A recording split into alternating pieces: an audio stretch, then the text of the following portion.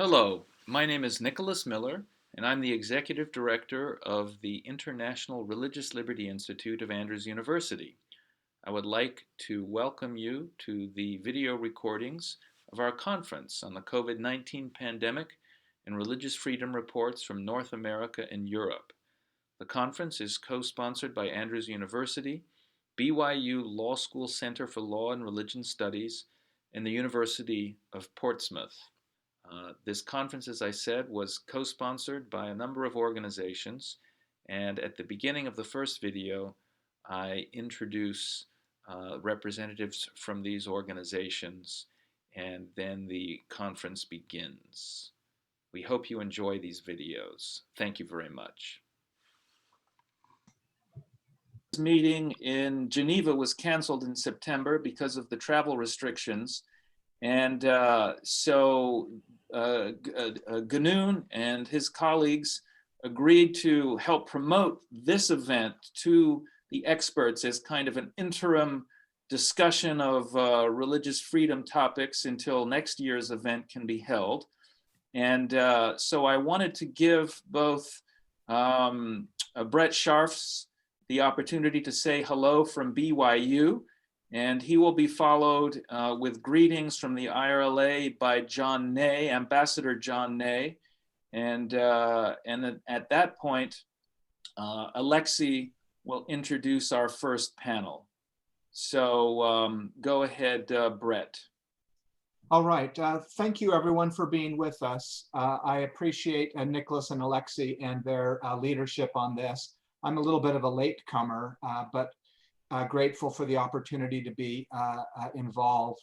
A number of the participants also were a part of a blog webinar that our center helped organize with 5 other centers of law and religion around the United States. And that and this, I think, are really good examples of sort of some of the innovative and creative ways we're trying to respond to what some people have been calling the after time, the life after COVID. And I think this type of conversation is really important, and then utilizing the various platforms we have for communication is also very important. So I'm deeply grateful to Ganoon and Fides et Libertas for publishing the papers that we are working on for this.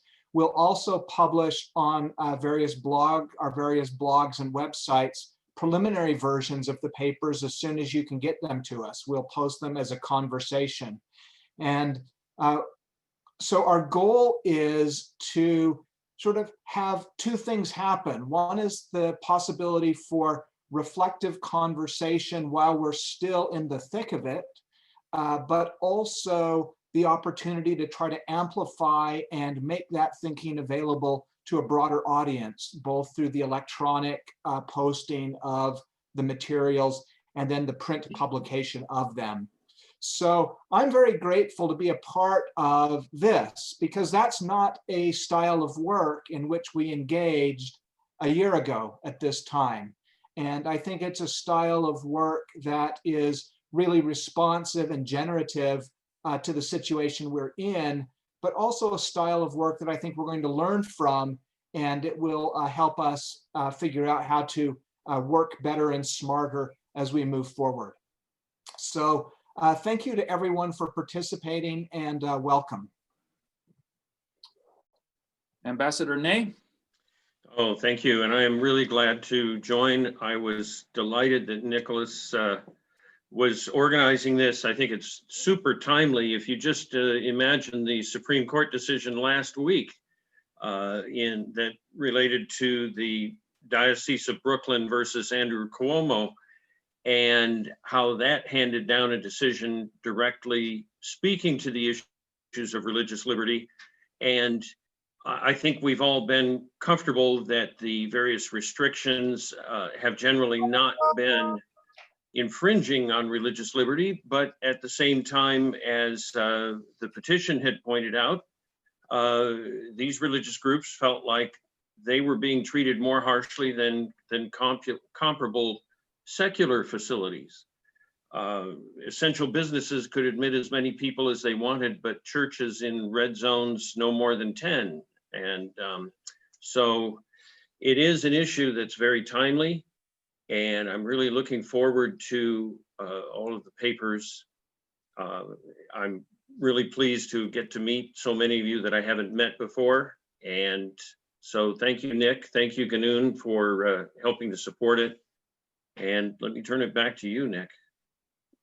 Sure. Well, really, it's to move on to Alexei from Portsmouth for a word, and then for his panel to be introduced. Thank you very much, John. Thank you, Nick, and thank you and welcome to all of our participants. So Henri Bergson wrote that we should seek to act as persons of thought and that we should seek to think as persons of action.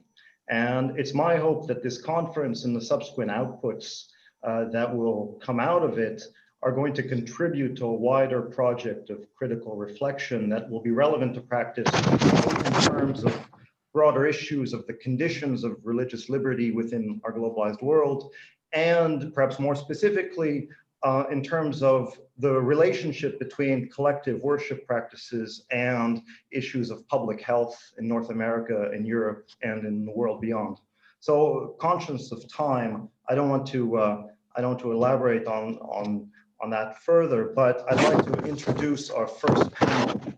And we're very privileged to have a number of very prominent speakers from across our two continents today. Louis-Léon Christian is professor and chair of law and religion at UC Louvain in Belgium. He will speak first. He'll be followed by Ganoon Diop, who is the director of public affairs and religious liberty for the worldwide Seventh-day Adventist Church. Who will be followed by Jean-François Meyer, who joins us from Freiburg in Switzerland. He is the director of the Religious Scope Institute there. And finally, Alejandro González Varas is professor of public law at the University of Saragossa in Spain. So each of the contributors will have 15 minutes to present. I will try to keep you to that time, and then we'll have time for discussion afterwards. Louis-Léon Christian, I will cede the floor to you. If you're not speaking, could I ask that you cut your mic? And Alexei, I will just say that if you want to ask questions, type them in the chat during the presentation, and then the chair at the end will both read your questions and also unmute you to give you a chance to follow up on your question. Thank you, Nick. So, thank you so much for this invitation. We have already had some meetings in Europe about COVID-19 and religion and law, but it's the first time for me today to be able to discuss with colleagues in the United States or elsewhere in the world. So first I have to try to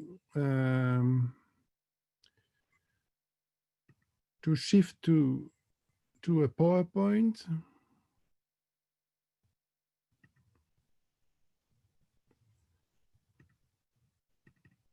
Excellent. Let's share yes.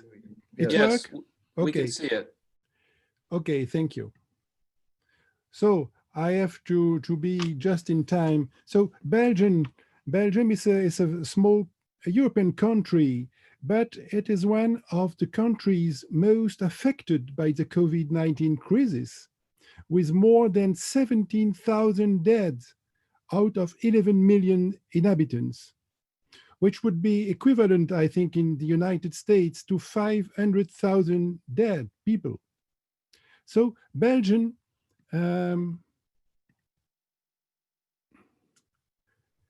is divided, as you know, surely, into two large French-speaking and Dutch-speaking language regions, with the Brussels capital as a region with a special status.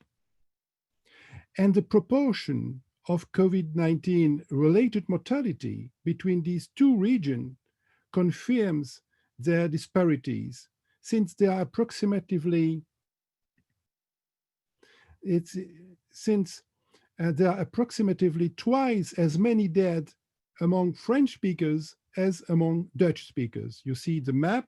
In the northern part, it is Dutch speakers with a very low mortality, and in the southern part, French speakers with a very high mortality. The Belgian church-state regime is a system of recognized religions. That is a state-subsidized religion with wages for ministers, for religious ministers, and also religious teaching in public schools. 6 religions are recognized, and to which a 7 recognized philosophy was added in 1993. That is the organized secularism. It's a very special thing in Belgium. This is an originality of Belgium by comparison with France. In France, laïcité is a constitutional characteristic of the Republic. But in Belgium, laïcité is one of its recognized religions. Returning to the management of the COVID-19 crisis, 3 characteristics are worth noting and will constitute the content of our short discussion. 3 characteristics. On the first hand, we can observe that health measures restricting religious freedom are supported by the religious leaders who make efforts to theologically re-legitimize the temporary prohibition of collective celebrations.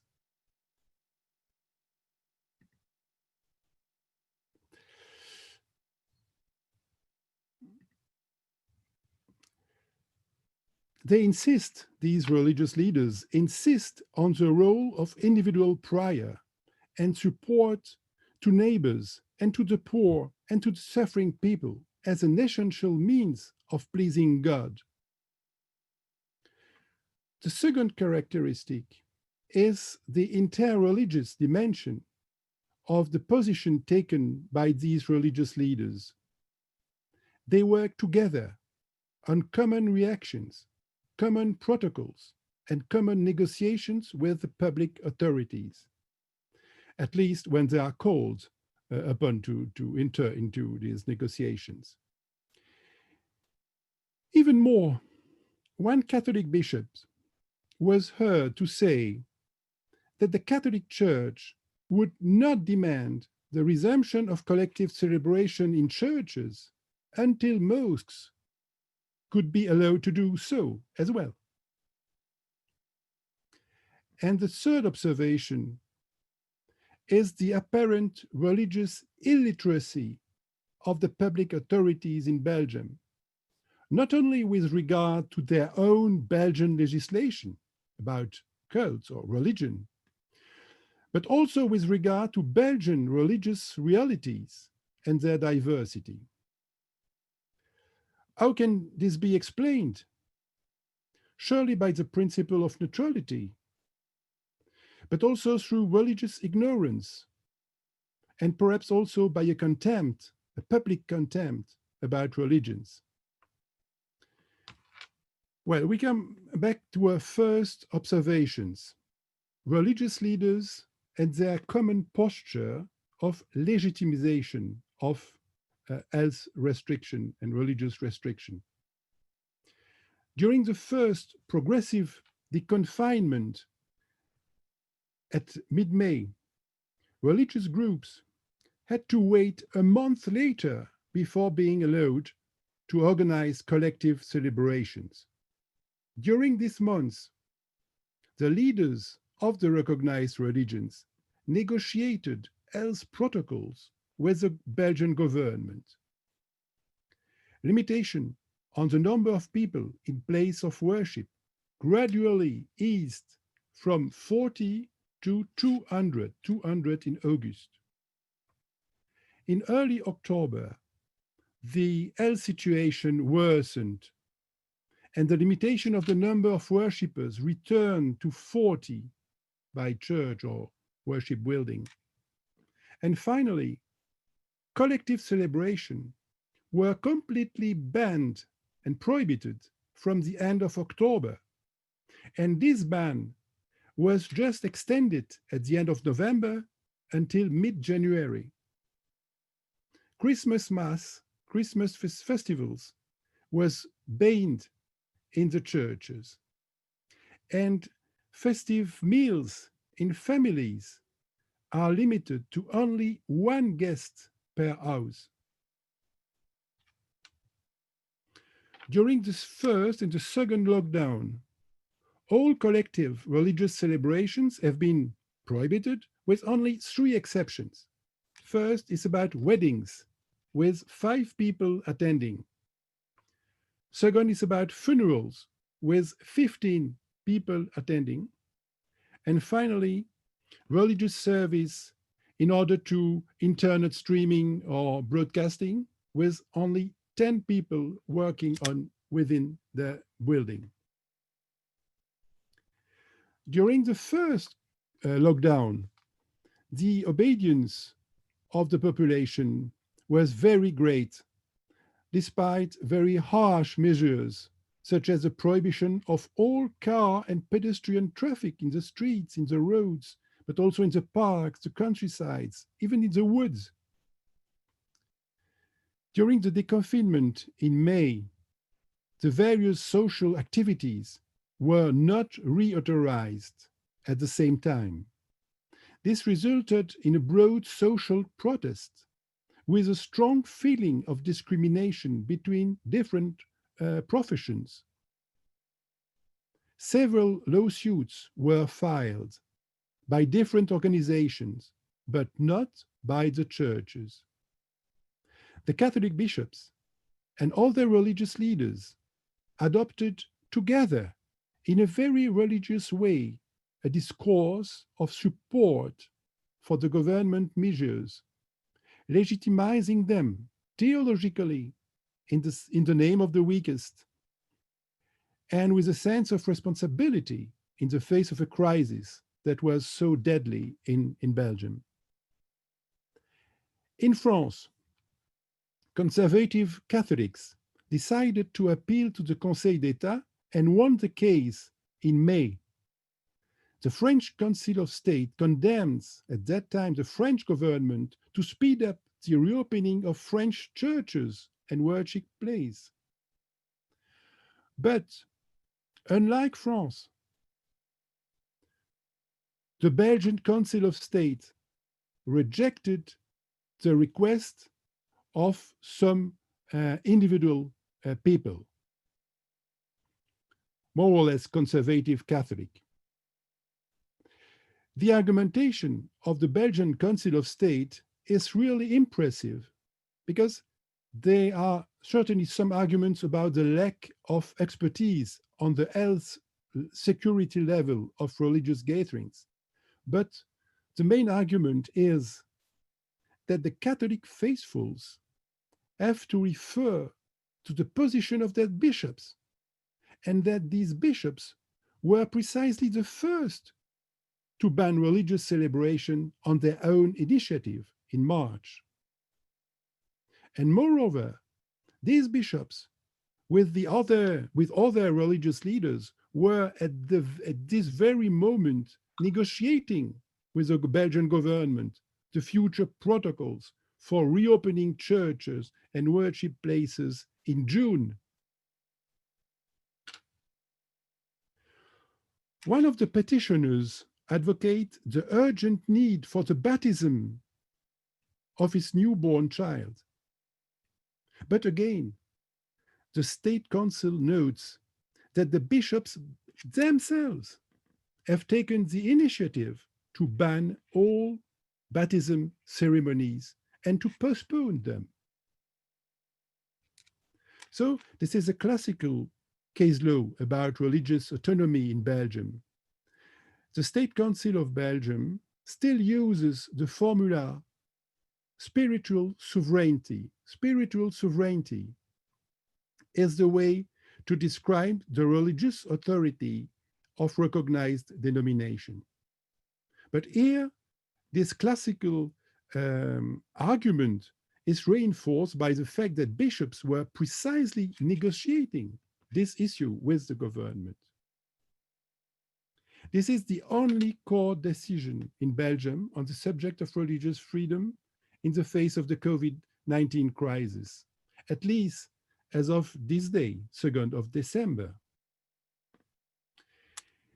In Belgium, we must indeed be careful to a new decision of the French Council of State in France decided last Sunday on November 30. The French Council of State condemned the limitation of collective celebration to a maximum of 30 worshippers, which the Council of State considered discriminatory compared to the less severe limitation imposed on various kinds of secular businesses. This case before the French Council of State included conservative Catholics, but also bishops, Catholic bishops in France. So the question in Belgium is whether this case, this French case, will have an effect again in Belgium. And as you already heard, in Belgium, the limitation of freedom of religion is even greater than in France. Collective celebrations are totally forbidden, including at Christmas.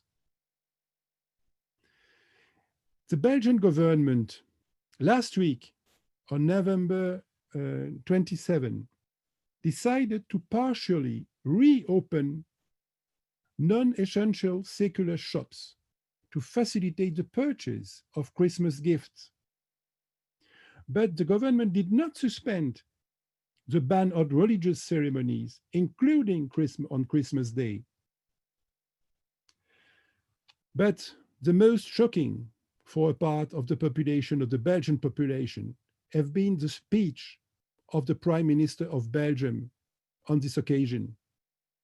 In his speech, the Prime Minister pronounced the word Christmas more than 100 times, without ever, at no time, evoking the religious dimension of these holidays, on these ceremonies, nor evoking the harshness it represents, the ban of religious ceremonies for Christian people. This situation in Belgium is therefore under tension between a new French case in favor of religious freedom and a Belgian government which banned religious worship without any empathy in its speech. This is surely the indication of a very high secularization of the Belgian society, but this is not enough to explain the lack of empathy of government towards religions, even if they are, or precisely because they are minorities.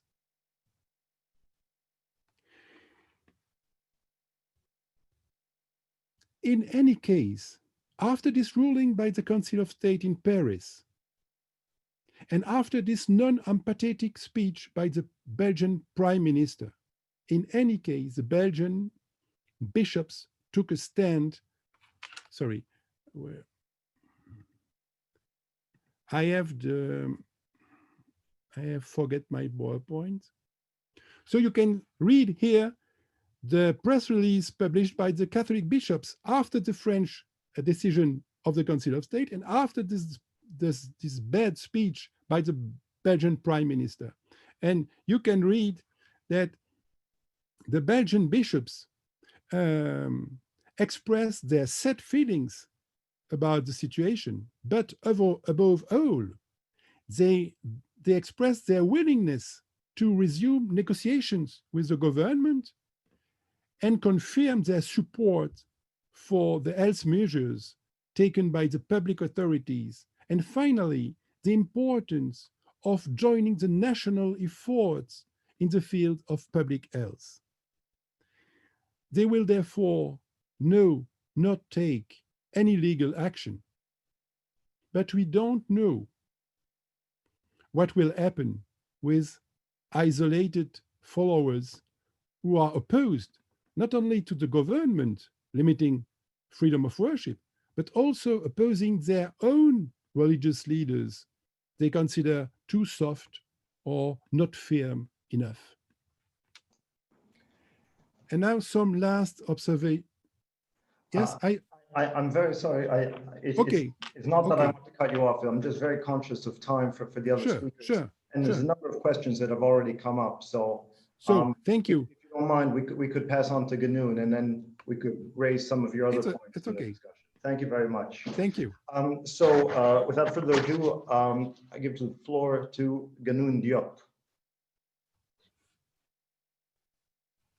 Thank you very much, Alexis. I would like to share the screen and then. Yes, sorry. No problem. Let me. Very good. So let me share the screen right now, and that will probably make it easier. I will try to keep on the time. Well, first of all, thank you very, let me do this. There we go. I would like to thank Nick, for your initiative, and then the three institutions organizing this conference. And thank you, Alexis. Thank you, Brett, for this opportunity. And as you know, I'm very supportive of this initiative. But without further ado, let me just get onto my topic that I entitled Reflecting on the Measure of Our Humanity, Revisiting the Imperative of Human Solidarity. Let me just do it here. Trying to find a spot that I could, yes. So the following reflection focuses on what one can call the first human right, and that is the right to be human, actually. And I will develop more on this. The right to be human, to be related to as a full human being and be treated as such. So this right is intrinsically connected to the imperative of human solidarity. This is especially true in times of pandemics, natural disasters, or societal upheavals and challenges. Now, the concept of human solidarity has received a major emphasis at the United Nations recently, actually as key to meeting the challenges of life's predicaments during the time of pandemic. In fact, addressing leaders of the world's richest countries at the G20 summit recently, the UN Secretary General Antonio Guterres, referring to the COVID pandemic, said the following. So he said the following. Trying to find a spot that I can read my text. Yes, okay, there you go. So he said we need solidarity and cooperation. And we need concrete action now, especially for the most vulnerable. Then, speaking to leaders of these of the world, he also said further the following: the recent breakthrough on COVID-19 vaccines offer a ray of hope, but that ray of hope needs to reach everyone. That means ensuring that vaccines are treated as a global public good, a people's vaccine accessible everywhere. And he continues saying, this is not a do-good exercise. It is the only way to stop the pandemic dead in its tracks. And then here is now the key: solidarity is indeed survival. Now, in the following, we will explore the moral foundation of human solidarity. At the onset, it may be useful to specify what solidarity is not and expand briefly on its true nature. Solidarity is not condescendence from a superior to an inferior. It is not charity in the sense of giving of one's surplus. It is not aid wealthy nations share with developing countries that have been victims of resources plunder for centuries. As a matter of fact, an infamous example having been the partition of Africa, for example, at the Berlin Conference in 1884. Solidarity is not just compassion in the sense of being moved because of other people's predicament. Compassion is indeed part of what it means to be human. It is needed, but being human means more. Solidarity, in fact, has deeper roots. Solidarity is motivated by a shared identity, a shared humanity, and actually a shared destiny, a shared destiny. It is characterized by an embrace of the shared mystery of being human. This shared humanity goes beyond mere biological features, intellectual potential, emotional makeup, or the same socialized patrimony or heritage. It is part of a deep, mysterious belonging to the realm of the spiritual, an irreducible spiritual dimension which escapes definitions and confinements. Humans are unique by virtue of not just our rationality or our capability to feel and express emotions, but by virtue of our spiritual dimension also. Our deep roots transcends the observable. Our thoughts cannot be seen. Nonetheless, our rationality explores the external world to make sense of what we see.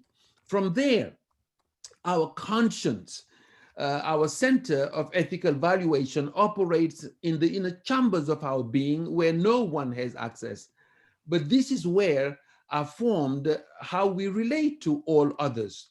Every decision made is supposed to be born from that secret space that functions like an inner sanctum, actually a sacred space.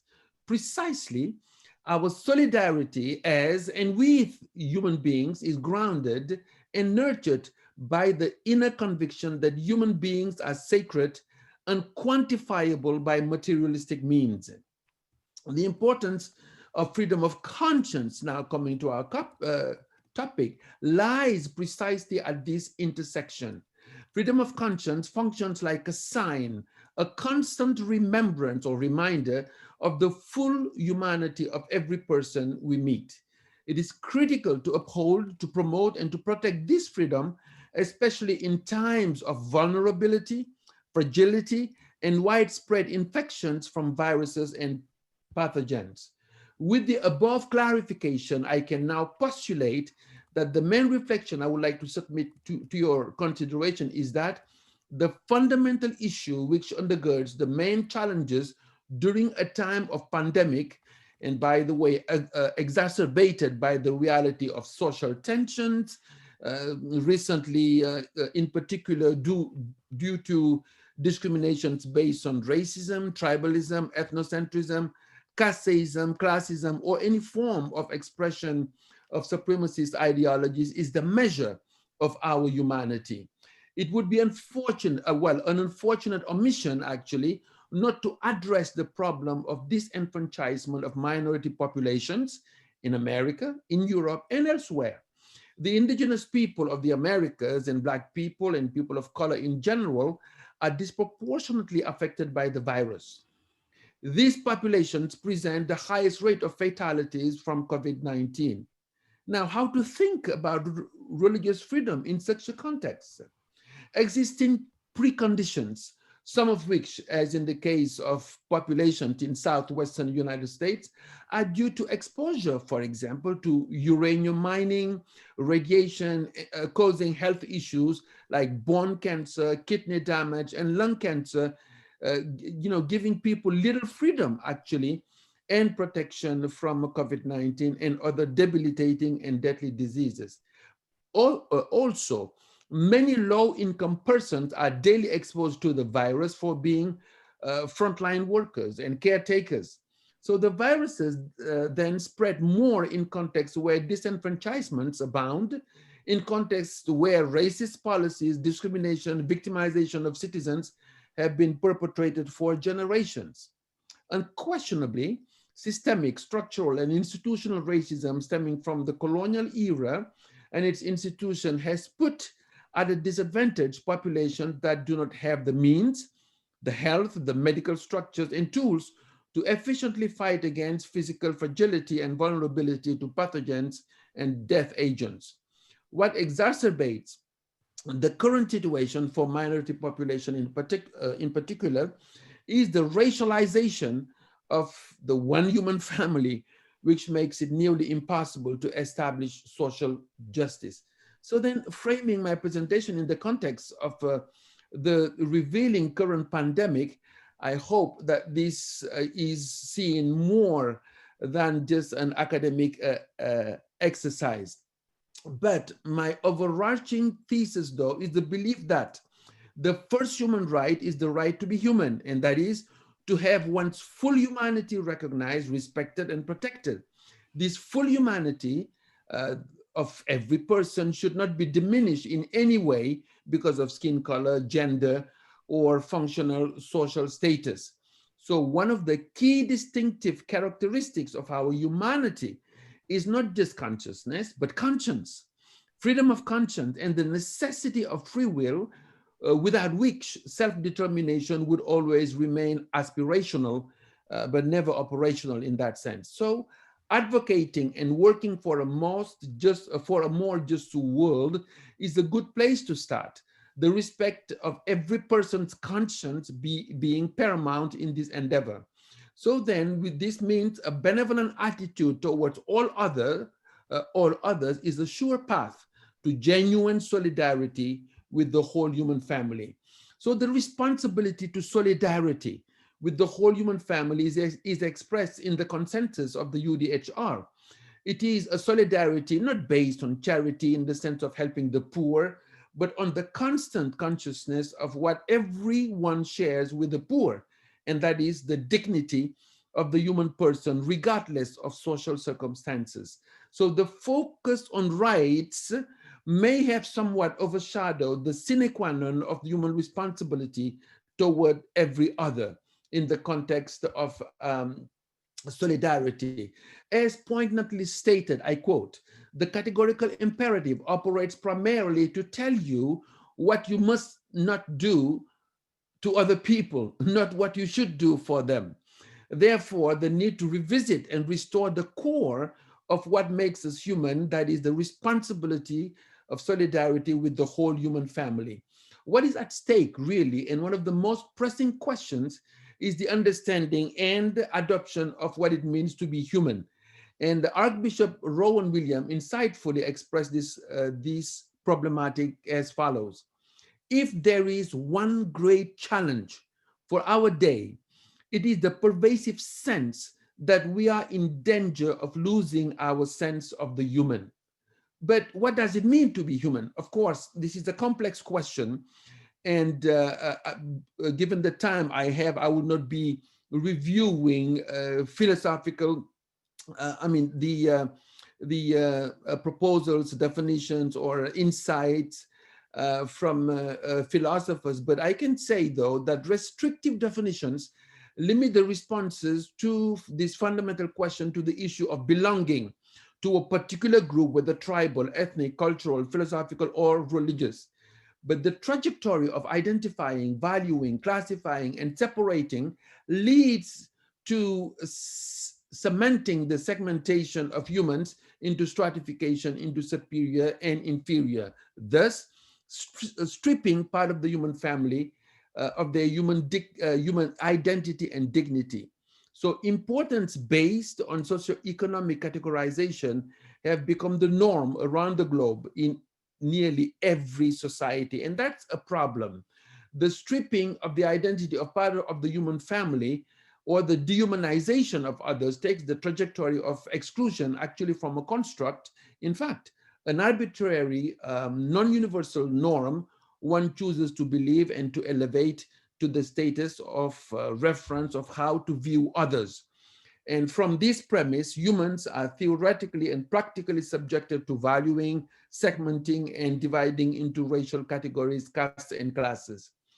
As a problematic consequence, the loss of the sense of the human has led to the legitimization of violence. Now, to make sure that I would, I'm not going to go through all my texts for time's sake. I want to respect the time of the next presenter. So let me just say this though. In spite of the violations, transgressions, and even consensuses have been have been achieved at international levels and ratified through declarations, statements, covenants, and conventions. And they all basically contribute to remind people of the one humanity, and this one humanity in need of global solidarity. Let me just move on to say that practically the measure of our humanity is tested by how we view and relate to other human beings. And the current reckoning actually against racism challenges ancient practices based on violence against other human beings. Critical questions. The questions which compel us to think more carefully about the true embrace of one humanity are the following. Are there justifications for hierarchical segmenting, valuing of human beings? Are there stratifications and divisions of humanity between superiors and inferior? Because if that is the case, that will make life in times, during times of pandemics, extremely challenging. So I would like to go a little further in my presentation to say this. In times of pandemic, the fracture of human society is exacerbated by the trampling of human dignity, the disregard of the sacredness of people's conscience, the violation of other people's full humanity, and subsequent multiform discrimination based on their alleged subhumanity or even second-class citizenship. There must be a better humanity. It could be that the pandemic can be an opportunity to reset the buttons and place human solidarity at the center of human interactions by virtue of a shared humanity. Human solidarity is grounded, in fact, on the mystery of every human being.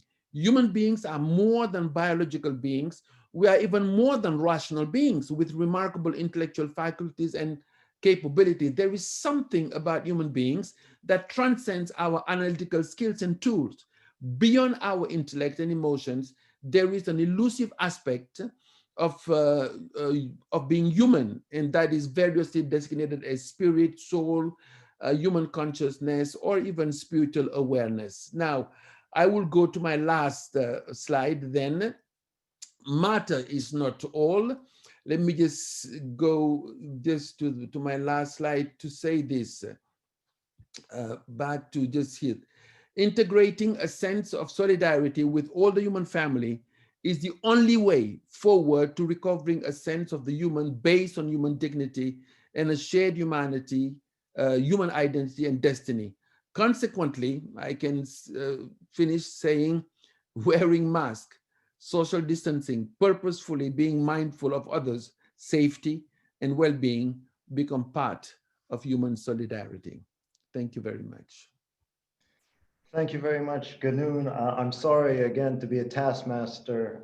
No, you have to. Speakers, but trying to stick to the schedule. So without further ado, I give the floor to Jean-François Meyer. Thank you very much. I don't have slides, so I don't know how you want to see me full screen or just in a corner. It's a choice of the master of the game. I am not a legal expert myself. I'm actually an historian, something of a sociologist with an interest on religious issues in the contemporary world. And of course, the pandemic became a very interesting area for observation. The measures enforced by governments all around the world for fighting against the pandemic were obviously not meant to target religious freedom specifically.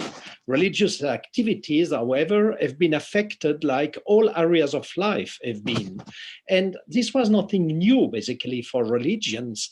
Throughout history, religions had already been confronted with measures meant to contain epidemics, and sometimes had themselves been proactive in enforcing them. So there was an historical experience. It was not the first time, for For instance, during the Spanish flu in the early 20th century, there were also restrictions on religious worship. I cannot enter into details here. There have been definitely traumatic aspects of this crisis, especially in dealing with religious assistance to dying people, the consequences of the pandemic for funerals, and this would be a topic in itself. But religious freedom really became an issue of public debate at the time governments started to plan the gradual lifting of containment measures in spring. What would be the pace? What would be the extent for public worship? Interestingly, in early May, the Commission of the Bishops' Conferences of the European Union expressed concern that the roadmap published by the EU Commission lacked of any explicit mention of religious services. It envisioned the resumption of a number of activities, but not religious services. And it was striking to read the comments by the General Secretary of the Commission.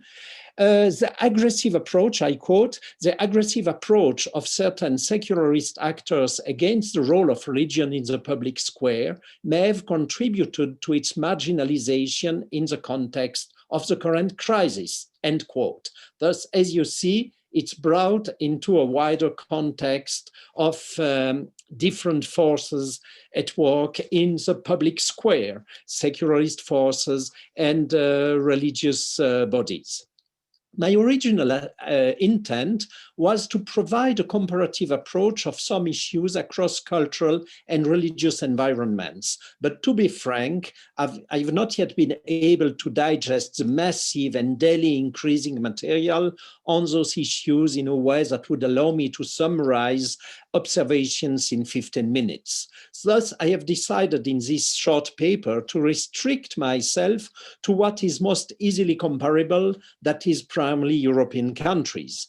I am convinced, however, that it would be extremely fruitful to go beyond, since we have the unique opportunity of analyzing the impact in various fields of a crisis that affected simultaneously the entire world. In late April, as I attempted to provide an overview on the way in which Christian churches had dealt in Western countries with the pandemic, I could observe how religious groups had, to a large extent, adjusted to secular requirements meant to prevent the spread of the virus. At a time, obviously, uncertainty ruled. Nobody knew for sure how it would evolve and what it might involve. In late February and early March, there had been some voices claiming that cancelling public worship would be out of question, but in a very short time, more or less everybody complied in a way I would hardly have imagined a month earlier. In a matter of weeks, health issues became paramount in the religious field as well as in other fields. The fact that some religious gatherings in various countries of the world had played a role as super spreaders had definitely contributed to make religious leaders aware of risks involved and of possible subsequent negative impact for the image of religions. It's not surprising, for instance, in French-speaking countries, that following the much publicized case of the super spreader event caused by gathering of the evangelical church La Porte Ouverte in Mulhouse, eastern France, a number of evangelical congregations were faster actually than mainline churches in cancelling public worship. When speaking with staff members of religious groups, I tended to assume quite often that they had their public image in mind. But what came first, and quite understandably, in their own spontaneous reactions, was the concern that believers should cultivate for the preservation of human life. And this is definitely not merely rhetoric, but it's a deep concern that took priority over everything. And this also explains why many temporary sacrifices in terms of religious freedom were accepted then. In many cases, religious groups seemed eager to act in an exemplary way, despite the significant sacrifices this involved for their members, and moreover, during crucial periods of their respective religious calendars. They showed much willingness to go far in adjustments of religious practices. For instance, as early as late February, the Romanian Orthodox Church advised its faithful no longer to kiss icons. For a number of other smaller religious groups, the crisis also presented an opportunity to show that they should be seen as trusted and responsible partners. It was impressive, actually, to see the care of a number of Muslim communities across Europe for developing convincing protection plans. And it's interesting, actually, that the resumption of public services in Germany in late April was actually impeded by a complaint, by a request submitted by a Muslim communities that was able to convince the federal court in Karlsruhe that it had developed such a convincing protection plan that there was no reason to turn down the request. As I mentioned, it was when some of the enforced restrictions started to be lifted, that a number of believers started to ask if public religious life should be seen as less essential. And the debate would become more heated more rapidly during the second wave, as we all know, but this has not only been the case for religious affairs. During the first wave, there was a reluctance of mainline religious groups to confront state authorities regarding measures enforced for containing the pandemic. In several countries, but that has already been mentioned in the paper on Belgium, we can observe how legal action often was first initiated by specific subgroups rather than leading religious organizations. And it's interesting, I draw your attention, I have no time to summarize it here, but to an article that will be published in the next issue of the Journal of Law and Religion and State by Burkhard Bergmann. It's already available as preprint, on the triangular relationship between church, state, and individual believers, as it has been stressed in the pandemic-related discussions. Basically, the initiatives of some individuals or subgroups in attempting to address the issues created for believers. This does not mean, however, that mainline churches remained passive, and there were already during the first wave some strong words. In mid-April, for instance, I must say it was quite unexpected for me to hear the president of the Swiss Bishops' Conference complain that the government, I quote, the government had forgotten the churches, end quote, when planning the lifting of measures. But the usual route was rather the path of negotiation, discussions, since, of course, mainline religious bodies also have their own channels to state authorities. What mattered for them was to ensure that a dialogue with the state would take place. And this may be official or informal. Recently, I asked an official of a Roman Catholic diocese in Switzerland if the bishop had been consulted by local authorities. He answered that there had been nothing formal, no process of consultation, but that informal discussions were taking place indeed, since the bishop and the people in charge knew each other. And this is also something we should take into consideration, what's happening behind the scenes in an informal way that may help, maybe in some cases, to ease a situation. Anyway, from spring, believers sometimes wondered how essential the collective practice of religion was considered. The expression of essential services is one primarily used for other secular, very practical purposes. It is obvious that for a believer, the practice of his or her religion is essential. But the issue was basically how proportionate measures were regarding religion.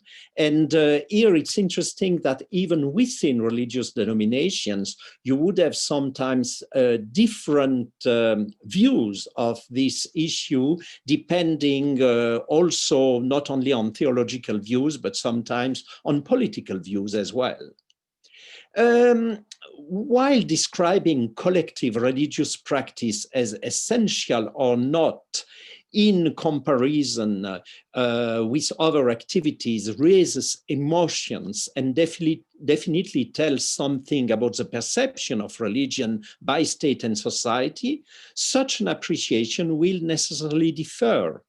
Astutely, beside offering evidence that public worship is secure, the faith community's leaders who signed a collective letter to the British Prime Minister in early November for expressing their concerns at restriction measures attempt to show that public worship is essential not in itself, but in the way it provides support to believers for contributing to society, social action, social cohesion, mental health, and so on. And I think it is an intelligent approach for pleading for public worship in an increasingly secular environment. But whatever contributions to society are provided by religious bodies, what remains crucial is to state that the exercise of religion as a community is and remains an essential component of religious freedom, which personal prayer cannot replace. Religious freedom and freedom of worship as a group are always essentially related. And the principle itself should be and remain supported as a fundamental freedom. And this is basically what both the Council of State in France and the Supreme Court in the US have recently reaffirmed. At the same time, the proportionality is obviously taken into consideration, the way comparable secular facilities are treated.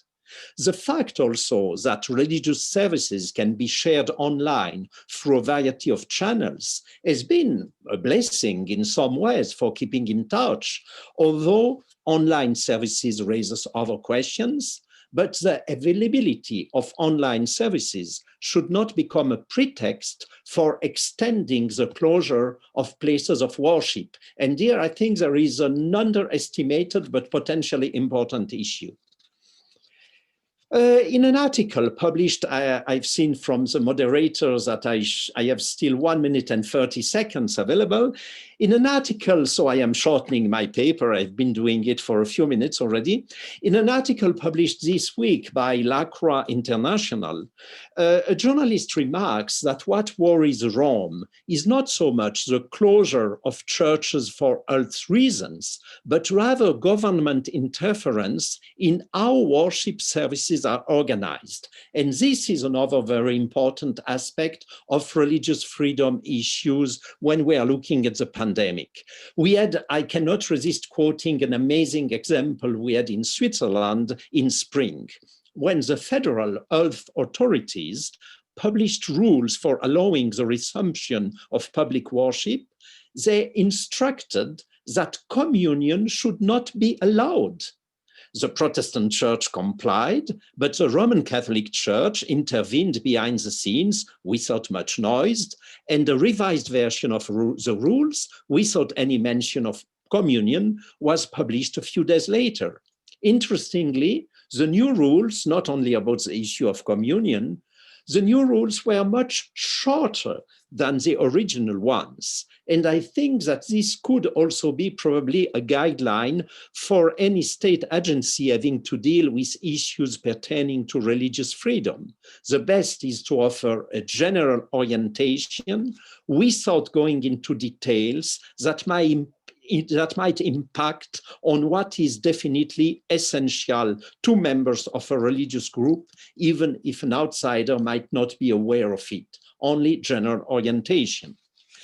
Religious freedom obviously needs also to be put into context, and I won't have time here to compare some European countries regarding the limit to 30 people, but it's interesting to see that the debate is not the same in different countries regarding that. It's obvious that in some countries, for instance, the whole debate on religious freedom is also part of ongoing cultural wars that are related to other wider considerations.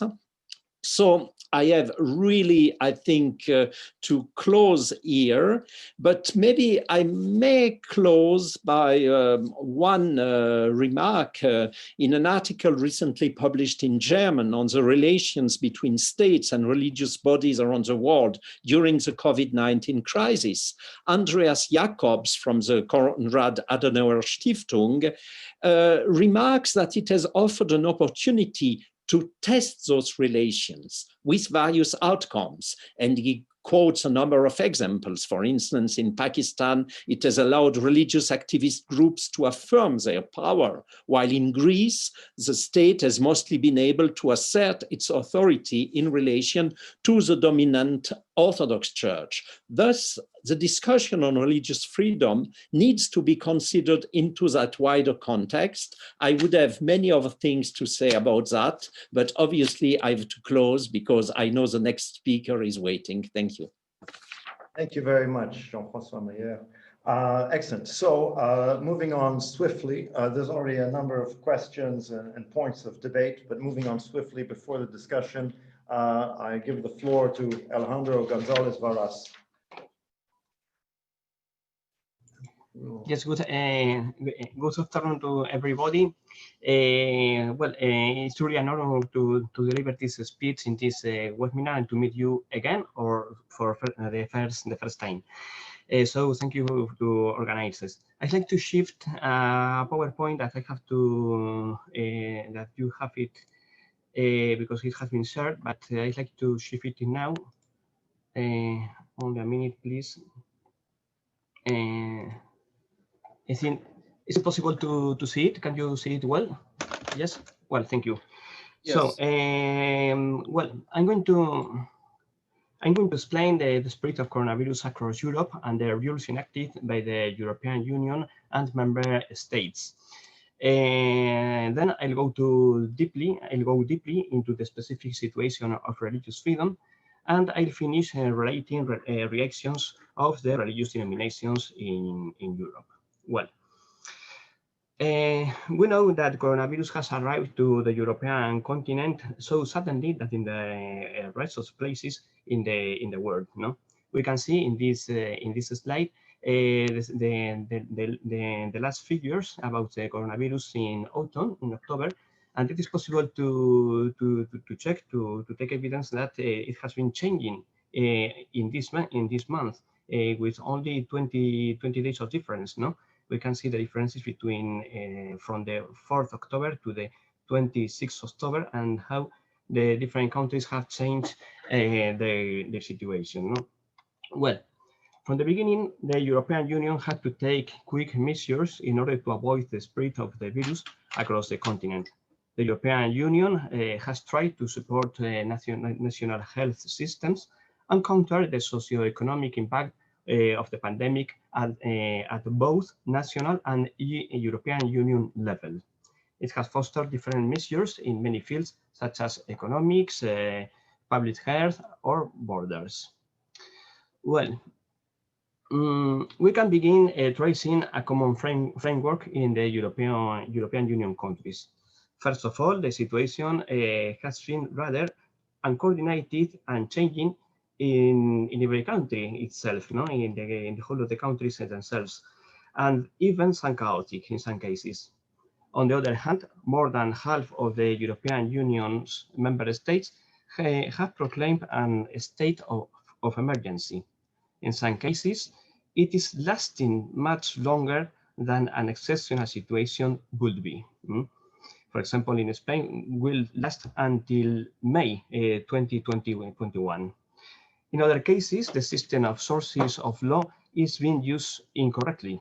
From this point of view, certain important measures that touch the fundamental rights are being enacted by rules that are not suitable for this task. It is also necessary to point out that all member states introduce border or travel restrictions and have prohibited public gatherings, including religious ones, for the first COVID wave in spring. The most of them even declared home confinement, at least for some weeks. Infections and deaths decreased in summer, and nevertheless, in October, the COVID context became worse in states that had to establish further restrictive measures. Maybe that they have not been so strong than in spring, but they have often established curfew or local and regional confinements, or they are still limiting the number of people who can go to public places, including worship ones. Well, this slide shows well, the different measures in every country. For European people, it is very known. Perhaps for an American public, it's not so known, but it is the situation with different measures in April. In July, the coronavirus situation and the measures of every states, and the response in the autumn. It's from October, 26th of October, this slide.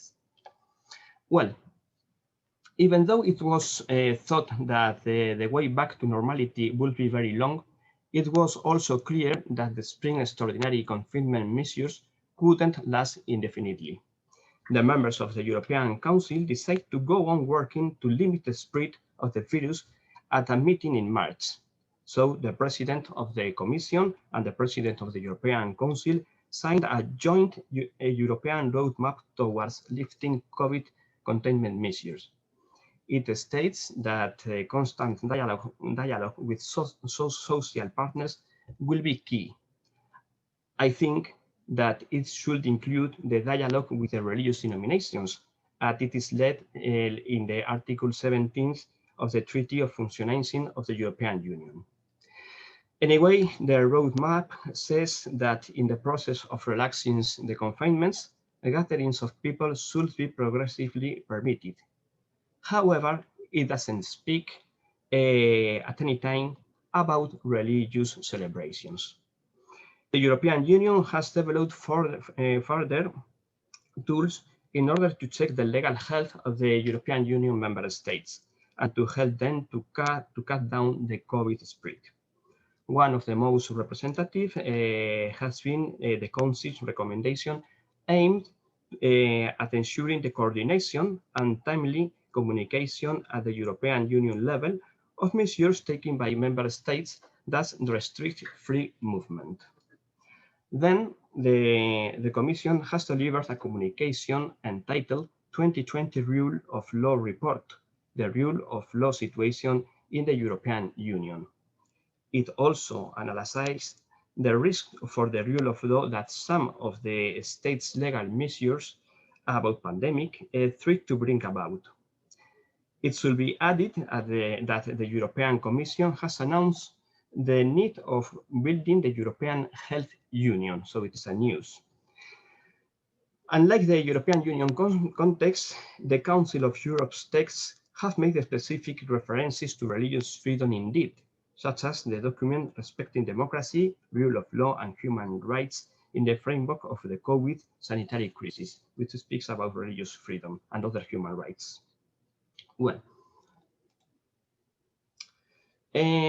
once that the legal situation as a whole has been described, we are able to go deeply into the specific situation of religious freedom. I shall start pointing that the vast majority of countries have not established the obligation to close places of worship, nor they have prohibited the celebration, with exceptions obviously, of religious acts, even in spring. This hasn't prevented that the fact that there have been restrictions for it. This result could have been due either to limitations to general mobility of the people, or to the fact that religious worship has been provided that the number of people didn't reach a specific amount. Anyway, complaints from religious denominations didn't arise in the first moment in spring, but in the lifting of restrictive measures in summer and the end of the spring. The reason was that collective religious activities were not allowed, in many cases, at the same time than other ones, like sport or cultural events. We are going to have the opportunity to examine these claims further on. Now, let's have a look to a few of representative countries to check the health of the religious freedom. Well, let's start with Spain. Spain has had two armistices. In the first one, there wasn't a ban to open places of worship. Quite rather, attendance of places of worship was conditioned to the adoption of organizational measures consisting of avoiding crowds of people. But in a parallel way, there was home confinement, in virtue of which nobody could leave his or her home, save in the case of essential services. These essential services were specified in the royal decree, in the rule, enacted in March. Public worship wasn't in that list, as it happened in several European countries. Then there was an indirect curtailment of the religious freedom. The decree that established the second state of alarm in October has offered a better treatment to religious freedom. People is allowed to remain in worship places in the number indicated by the public authorities. Well, let's go to Italy. The Italian context has been similar to that of Spain. People were entitled to entry in a church if he or she were allowed to leave his or her home to enjoy or to deliver an essential service. But he or she was not allowed to leave his or her home to go specifically to church. Again, the point, what is an essential service? Are public administrations, are public authorities entitled to define if religion is essential or not essential? What about the public powers neutrality and the cooperation with the religious denominations?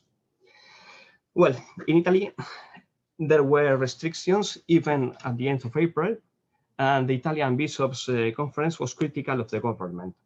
Finally, the Holy See had to mediate between the Bishops' Conference and the Italian government, and they reached an agreement that was then enlarged to the other religious denominations, and it was possible to develop religious celebrations, provided that these agreements were enforced. Well, and the last words for Germany and France. We have listened to the Professor Christians about Belgium. It has been very interesting, and other countries in Europe. And I'm going to finish with these two ones. Well, France allowed places for worship to be open, but any gathering within them was banned. The government approved afterwards some decrees that kept limits to celebrate public worship, while they allow other kinds of activities in the same situation than Spain or Italy or other countries. The Conseil d'État found that such measures violated the principles of proportionality and necessity. It has been a difference with the German framework, where the Federal Constitutional Court has ruled in an opposite way. In fact, two decisions issued on the 10th of April admitted that the restrictions to public worship adopted by the states of Hesse and Berlin were legitimate. This freedom should, religious freedom, I mean, should yield to other constitutional interests, such as third person's life. It was the outcome of a proportionality exam, like the court said. Well, this is the last slide to show the response of religious denominations to the closure of places of worship and the later reopening. Well, the most of religious denominations have cancelled their public worship activities, and they have broadcast them, both in the European countries and in the United States. They have adapted their rites to pandemic and their liturgical activities and other ones. The Holy See set up a Vatican COVID Commission indeed. Religious denominations have developed a cooperative attitude with civil authorities.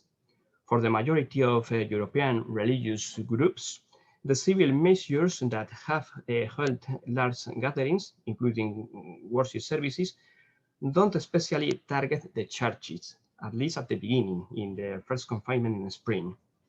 So they haven't usually spoken about a direct infringement of religious freedom, I mean, again, in the first epoch. Quite rather, it was considered as necessary for the common and public health.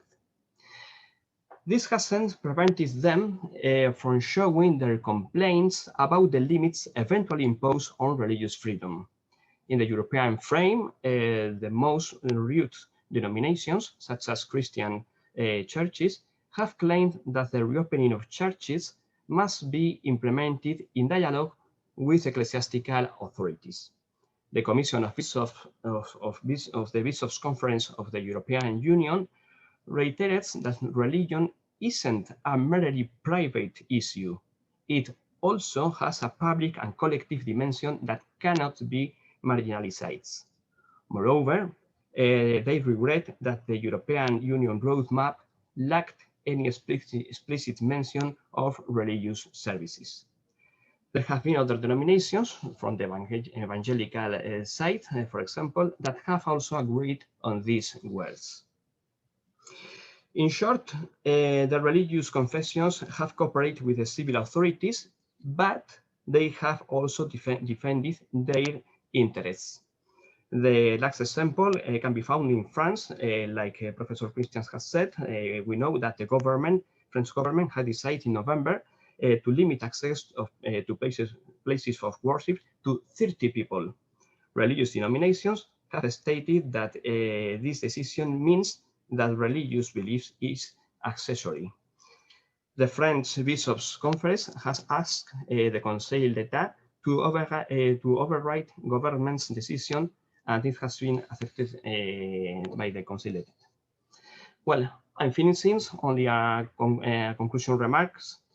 We can say that these situations have usually not reached the highest courts in European countries, save Germany, and we can join France and Belgium, and there isn't case law in the European Union courts or in the European Court on Human Rights. This is a difference from the situation in the United States, where the banning of religious gatherings has raised more often litigation in US courts, even the Supreme Court. In fact, there have been swift cases such as Calvary Chapel Dayton Valley versus Sisolak or South Bay United Pentecostal Church versus Newsom that are good examples. And finally, at least in Europe, religious minorities such as Muslims or Jews have had other worries. For them, it has been disturbing the rise of hate speech, racism, stereotyping of minorities, and misinformation. Well, thanks again, and we restart to speak in the debate. Thank you. Thank you very much, Alejandro Gonzalez Varas. I think this is really a fantastic foundation for our conference, because we really have a comparison between case studies, but we also have different levels of analysis, from national case studies to more conceptual, broader forms of analysis. I have a number of questions. If you don't mind, I'll curate a bit. I'll take some questions for each speaker, and I'll go through those. If you have a question, please put it into the chat in the first instance. And then if you would like to have a follow-up point or a follow-up question, if you could raise your finger or make yourself known on the chat, and then I can briefly cede the floor to you. I'm just trying to get there so I can see everybody. So To come back to the first question, I think there was a clarification question, perhaps just I think a lot of us are curious when Jean-Louis talked about the discrepancy between Flemish cases and French cases.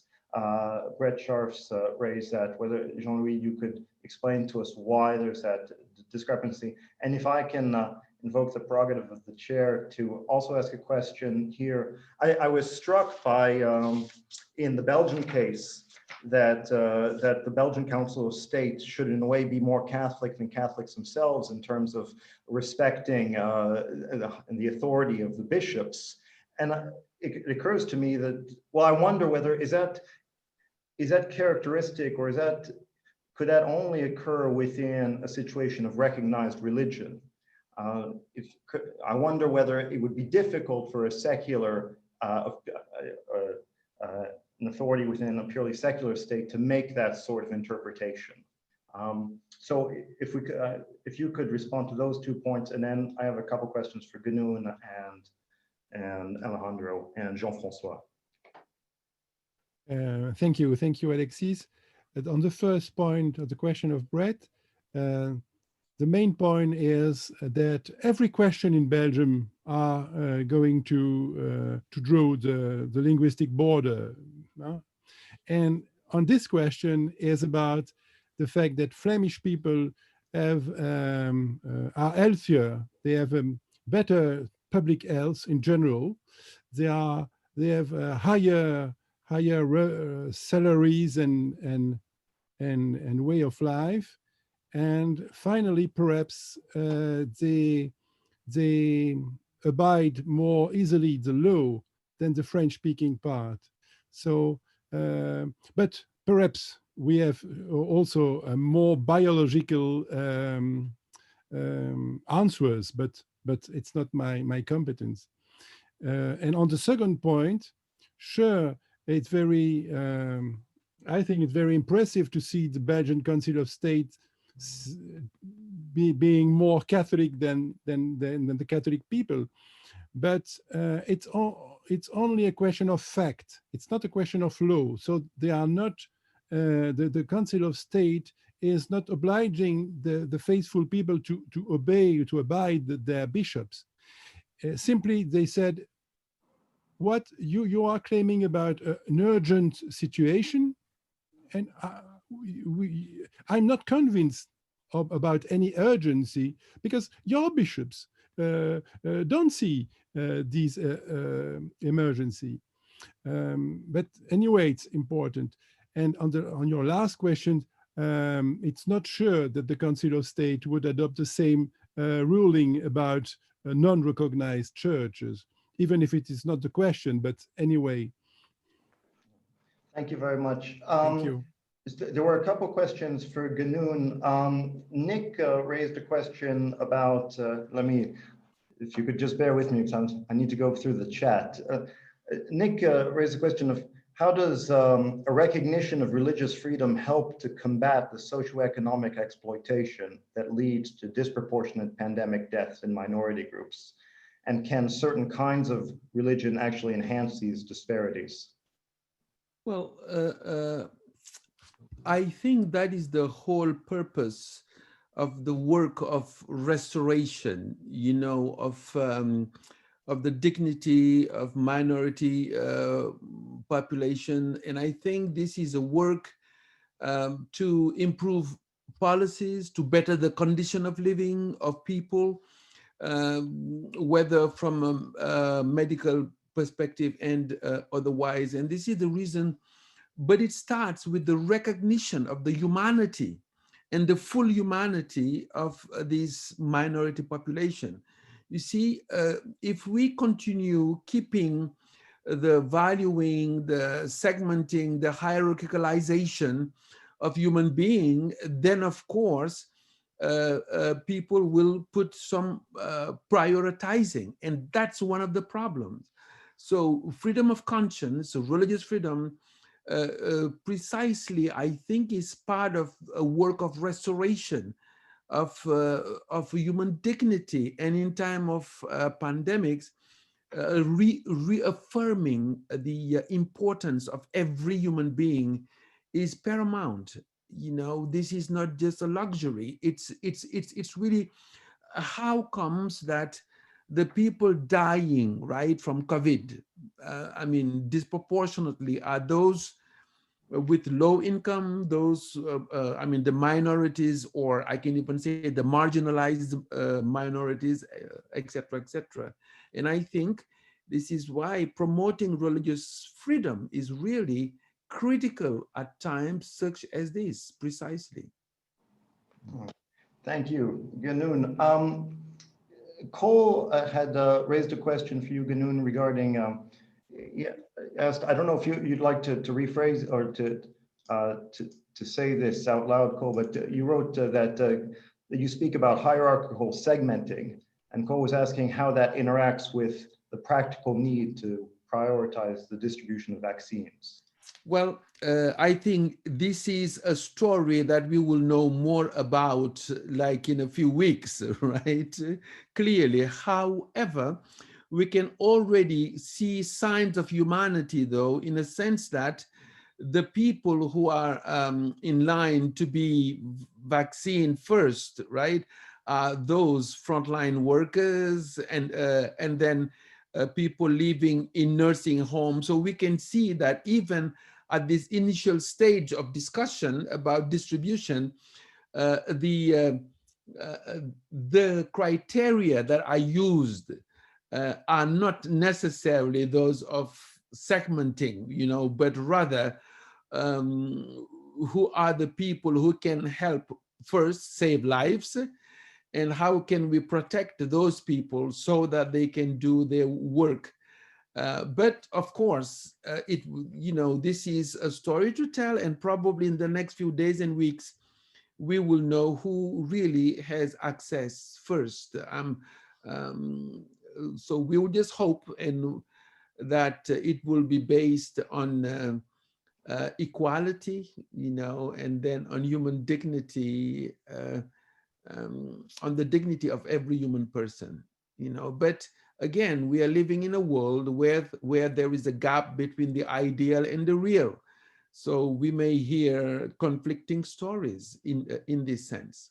But Alexei, I just wanted to follow up briefly. I think both Cole's question and my question perhaps point out that it's not sufficient just to promote the brute fact of religious freedom, if you will, but that there's a certain philosophy of religious freedom justified by the value of the individual, right? And Ganoon, you did talk about this, the inherent dignity of the individual, but that in promoting religious freedom, again, it's not just the brute fact of religious freedom, but the grounds of it, which then serve as grounds for other kinds of equality as well. It may seem a fine distinction, but I think it's an important one to recognize. It is, and I think, and that should be even placed in the framework of the interrelatedness, right, and the interdependency of all freedoms. You know, so it is not just religious freedom. I mean, and I'm here alluding to the Vienna Convention 1993, that all human rights are interrelated, interdependent, and indivisible. So, of course, you will find intersections. Religious freedom is not just a standalone, right, value or principle, but it interacts with other rights, actually, and more foundationally with human dignity, as I was mentioning earlier. And yes, so definitely it touches socioeconomic issues and even cultural issues, racial, and you name it, in that sense. One of the things that struck me, Ganoon, about the schema that you were laying out was to present religious freedom or freedom of conscience as deriving from solidarity. And to come back to the point that Jean-François Meyer ended on, this question of culture wars, seems to me that to a large degree, there's an opposition in the public debate between an idea of solidarity or an idea of equality and religious freedom often being presented as a form of selfishness or a form of individuality. And that reflects a broader polarization of politics around those poles of equality and freedom. And it seems to me that your schema offers a form of synthesis there. Yeah. Well, you know, the deeper issue is the refusal of one humanity. I think that's really one of the big hurdles, you know. I mean, when we think about it, not only the segmenting, right, the hierarchicalization of the human family, but the refusal of the one human family to begin with, you know, because this is the root cause of then afterwards of contempt against part of humanity.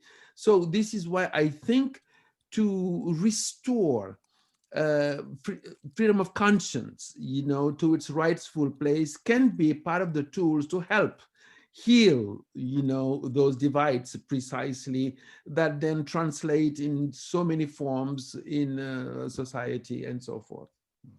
I see that Nick and James Christie are having a debate in the chat, and I think we should come to that at some point.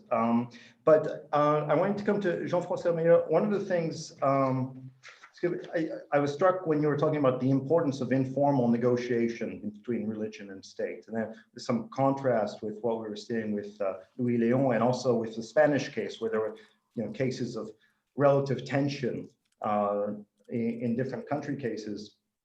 Is that, do you think that's an important, would you say that having a space for informal negotiation, is that perhaps a solution or perhaps a panacea for some of the issues of religious illiteracy on behalf of state actors that Louis Léon pointed out?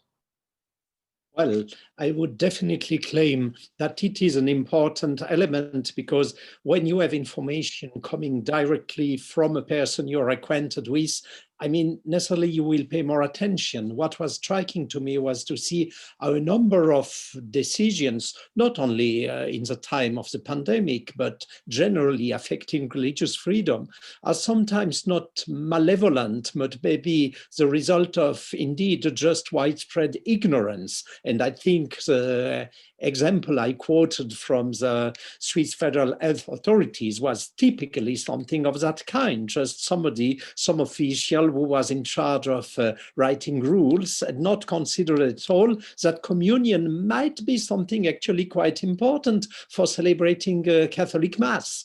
And so why did I mention that? It was because, you know, I came to that official member of the staff of a Swiss diocese with the idea, okay, what are the formal discussions going on? What are the channels? And for him, that was not the question. It worked, but without any kind of official channel. Okay, this probably cannot work at I mean, at a much larger size, but still, I think it's significant. And regarding another question that was raised before about, you know, the Council of State being more Catholic than the Catholic bishops, it's interesting that in the article by Berkmans, he quotes, I don't have the article in front of me, but he quotes a similar court case, a similar decision in Bavaria, apparently. And exactly, he stresses that basically Catholic, an individual Catholic, because it was again about Catholics, cannot go to court to force the church to resume services. And indeed, I hadn't considered that aspect, but definitely this is important too. The fact that sometimes churches were proactive. In some cases, they suspended, in some dioceses, for instance, in France, they suspended services before they were forced to do that. So at the same time, keeping some agency, but also this means that you may have faithful who are dissatisfied with the bishop because he suspended services even when he wasn't asked to do it. And obviously, an individual Catholic shouldn't be able to go to court to ask the bishop to resume services. Okay, it's a little bit a funny side story, but still, I think it raises also not insignificant issues. Certainly within the Catholic case, one of the things it points out is internal tensions, long-standing internal tensions between bishops and certain portions of the laity. Yeah. Alejandro, Cole Durham asked a question whether you could elaborate on questionable uses of law that you had pointed out at the beginning. Sorry, I couldn't hear. So Cole Durham had asked whether you could give some examples of questionable uses of law to justify restrictions. Yes, well, it has been a discussed matter about only in Spain and Portugal, as far as long I know, because yes, we are speaking about human rights, no, like religious freedom, and many of the restrictions that have a right to this human right to the religious freedom has been through some rules that are not suitable for it. I mean, in many European legal systems, we know that dealing with human rights can be done only through the highest level rules. For example, an act or a ley in Spanish, ley in Portuguese, a legge in Italiano, no? In Italian, no? But we are finding that many of the limitations or restrictions of religious freedom are coming through other rules that are under these highest rules. So through other kinds of rules, such as decrees, royal decrees, orders of the ministry, and so on, no, without a higher law that allow to the state to deal religious freedom in this way. So in some countries, for example, in Portugal and in Spain, well, the legal doctrine has asked for a modification of the higher laws, the higher rules, in order to let the state to touch some expressions, some the place of the religious freedom, no?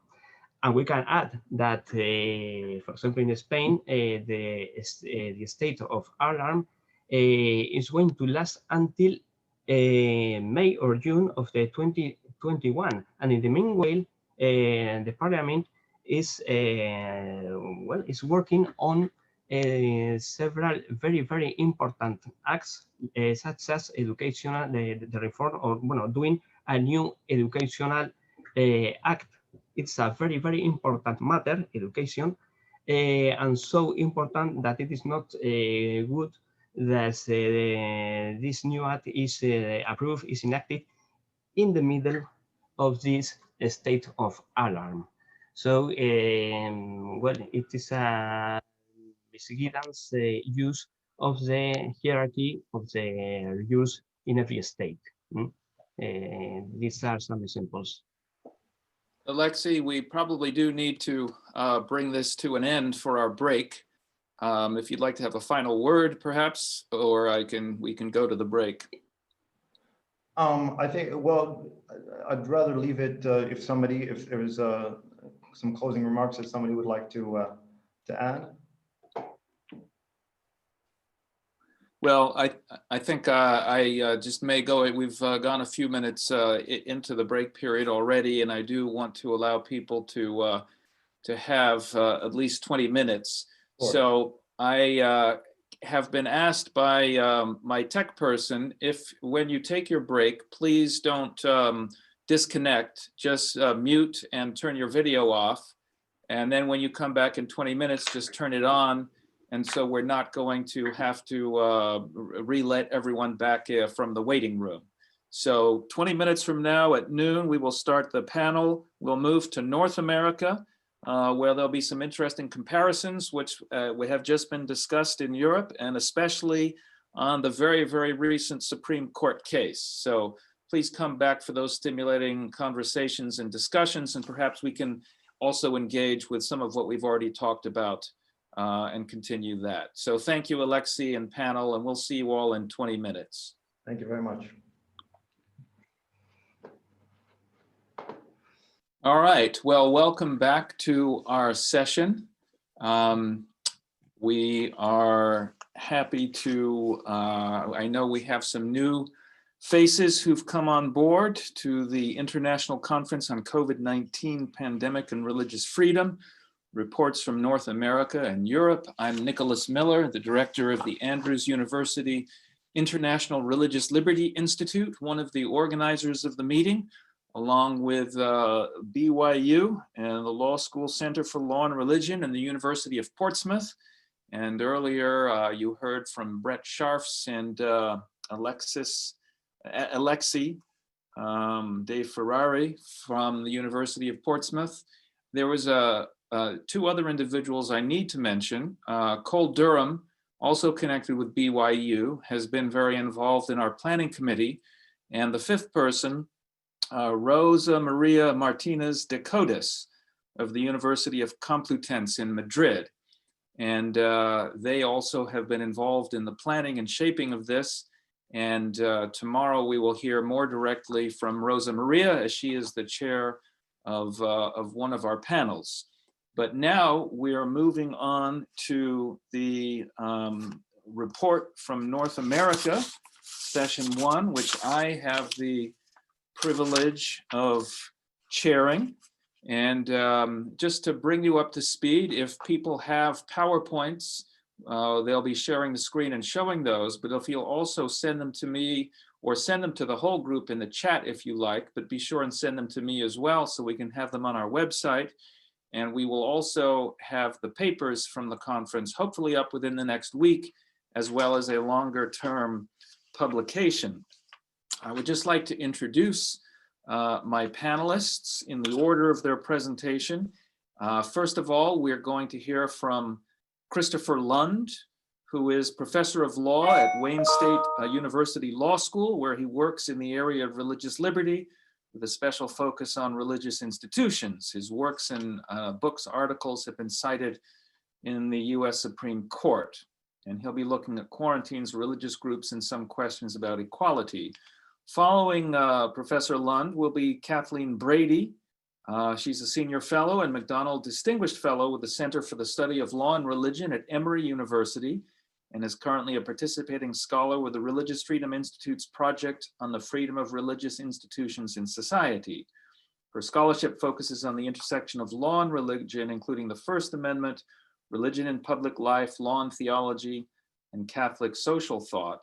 And she'll be speaking on COVID-19 and restrictions on religious institutions, the constitutional implications.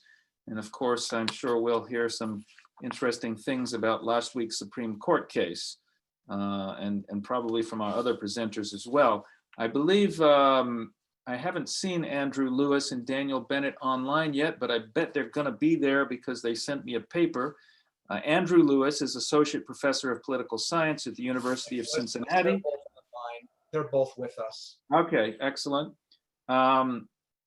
He is a public fellow with PRRI. He researches the intersection of law, religion, and American politics, and is the author of The Right Turn in Conservative Christian Politics, published by Cambridge in 2017. Daniel Bennett is an associate professor of political science at John Brown University, and his research and teaching interests are at the intersection of politics, law, and religion in the United States. And they'll be talking about church closures, religious freedom, and the coronavirus pandemic, assessing the Christian legal movement's response. And then finally, batting cleanup will be Caroline Corbin, who is professor of law and a Dean's Distinguished Scholar at the University of Miami School of Law. And her scholarship focuses on the First Amendment speech and religion clauses, particularly their intersection with equality issues. And she recently published a version of her presentation as Religious Liberty in a Pandemic in the Duke Law Journal. So with no further ado, Professor Lund, we look forward to hearing from you and the rest of our panelists. Let's see if we can, okay, good. Yeah. Looks like I'm always talking when I'm muted in Zoom. So thank you for having me. I'm pleased to be here. I don't know if my talk is fits best as the lead off, but you're accommodating me because I unfortunately have another commitment. So thank you for that. So when the government imposes quarantine orders for public safety, leaving some things and shutting some things down and leaving some things open, it raises a natural question, right? How are religious organizations going to be treated? And one response is that they should be treated equally. And that's a good response, or it's a good start. It captures a lot of intuitions. But equality is not self-defining and it's not self-executing. And the deeper you go into these quarantine orders, the more I think that becomes clear, right? With these quarantine orders, we want to treat religion equally. Legislatures, governors, courts. In the Supreme Court, for example, all 9 justices have been operating on the idea of equality, but they disagree about what equality means and how equality works. I'm working on a longer piece that goes into some of these details. If you're interested in it, let me know. I think the more you look at this, the more sort of fascinating and difficult questions emerge. In my short time here, I want to convince you of 2 things. First, the quarantine schemes require the government, inevitably, to make judgments about the value of religious exercise. And that's uncomfortable in a system like ours, which really tries to keep the government away from making such religious judgments. And second, quarantine schemes flatten religious difference in a number of uncomfortable ways, right? We need to decide how much we're going to restrict religious services. We do so by imagining what usually happens in a religious service. But when we imagine what happens in a regular religious service, it ends up, our image is naturally that of something like a Sunday morning Christian worship service. You know, the rules apply to all religious groups, but they were crafted with a certain idea of religion in mind, and that's natural, probably inevitable, but it raises some concerns. So my first point, quarantine schemes require the government to make judgments about how much religion or how much religious exercise is worth. Let me set the stage. So states in the American system have worked against COVID-19 in a variety of ways. Many states have issued shutdown orders requiring businesses and other organizations, including religious organizations, to close temporarily. And these shutdown orders work by categories and stages. Some organizations can stay open, others have to close. Certain rules like capacity limits will apply to some organizations and not others. Often this works in stages, right? This kind of business can open now, this kind of business can reopen later. Forget religion for a second. Forget religion, forget religious organizations for a second. You know, if in general you were in charge of deciding what should open and what should close and when and how, you would naturally take into account the value of the thing in question, right? States have different but overlapping ideas about essential businesses, which never had to close, right? Grocery stores, hospitals, lawyers' offices, and liquor stores. But you know, you decide what's an essential business by deciding what's essential, right? By deciding what's too important to close. And grocery stores and hospitals are just too important to close. Maybe I'm less sure about lawyers' offices. But these value judgments aren't just in what's in essential businesses. California had a 4-stage reopening plan. California put restaurants in stage 2B, and it put bars in stage 3. Restaurants got to open up before bars. Now, that could be purely about the relative risk of COVID transmission in restaurants and bars, but I doubt that a little, given what was said and given also that social distancing and masks were required in both places. I also think, looking at a little bit, there's a value judgment there, right? California thinks, and maybe it has good reason to think, that restaurants are just more important than bars, so those 22-year-olds can drink someplace else. And more generally, value judgments lie behind a lot of these categorization decisions, right? Grocery stores are essential because people need to buy food, and we fear a lot of people don't have easy access or money for grocery delivery. Childcare places often get put first in the category of businesses that can reopen. Childcares get to reopen early, we think, not because kids are super hygienic, but because we know working parents need childcare for their kids. So my point is this, you know, we must listen to the scientists who can tell us about comparative transmission risk, but we also need someone to tell us about the comparative value of these things. You know, and that creates the issue. Usually people get to make their own judgments about the value of religion in our system, right? People might think religion valuable, they might think it invaluable, they might think it worthless. They make their own decisions and the government doesn't. But now we're affecting each other more than before. And now we have to make these collective, that is governmental decisions, essentially about the worth of religion or religious exercise. And let me be clear, I think it has to be this way. I mean, I think we're stuck with classifying organizations by type and then trying to figure out where to put religious organizations. And I think it has to be this way because I think the alternatives are worse. Imagine the government unable to classify organizations by type, right? Imagine the government only being able to use generally applicable rules like 6 feet apart, indoor masks, buildings at 50% capacity.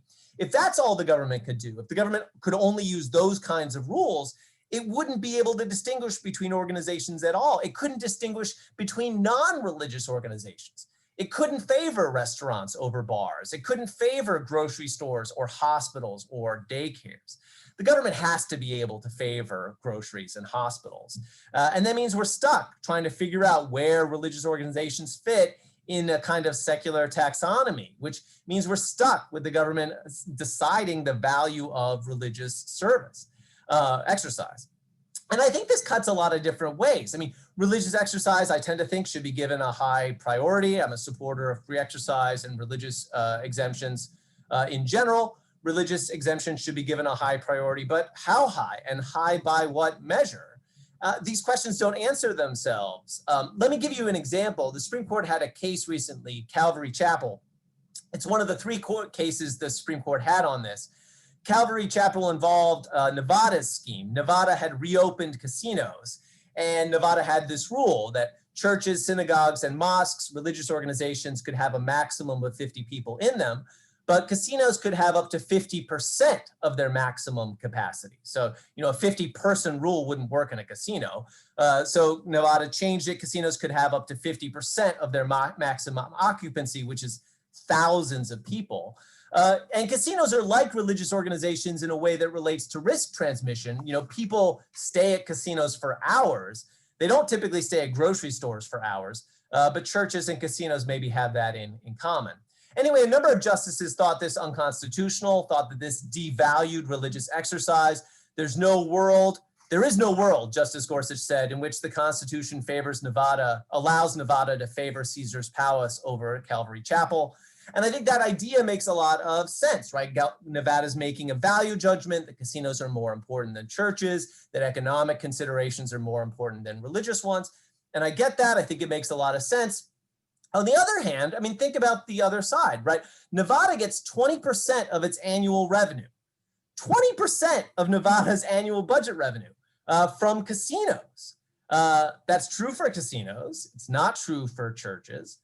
What do we do with that fact, right? What does it mean, right? Casinos bring in $2 billion a year to Nevada's state treasury. Nevada presumably needs that money to fix the roads and keep the school going and help low-income folks who need it, right? Casinos are worth $2 billion to Nevada. Are churches worth that much? Are they worth less? Are they worth more?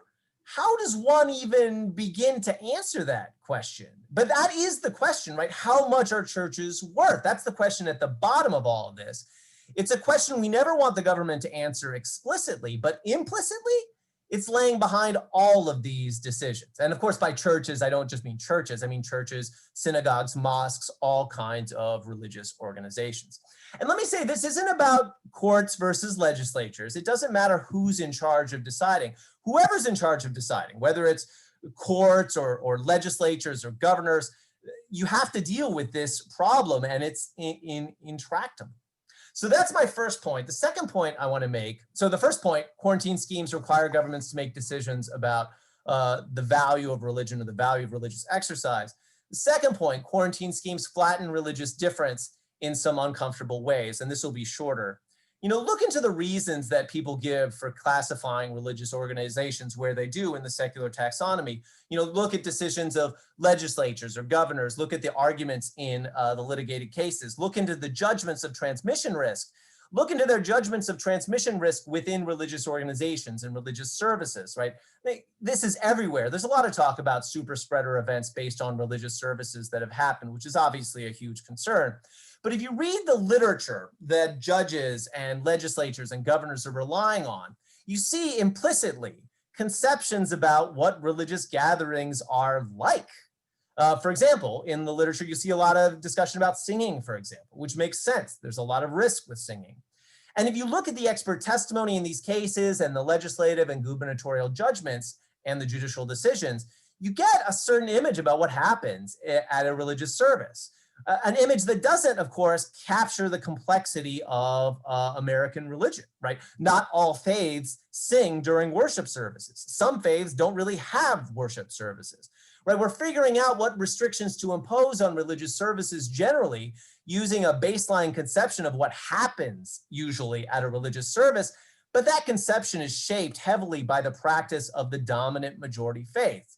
To put it bluntly, these quarantines have been regulating all faiths as if all religious meetings resemble Sunday morning Christian worship services. You know, I don't think it's terribly surprising. I don't even think it's avoidable. I mean, every society has a cultural understanding of what religious worship looks like, and those are going to inform law. But I do think it's a concern, or at least it's a curiosity, to see genuine religious differences being flattened in this way, and to see all religious organizations governed by rules that were really designed with Protestant worship services in mind. Anyway, that's my time. Thank you so much for having me.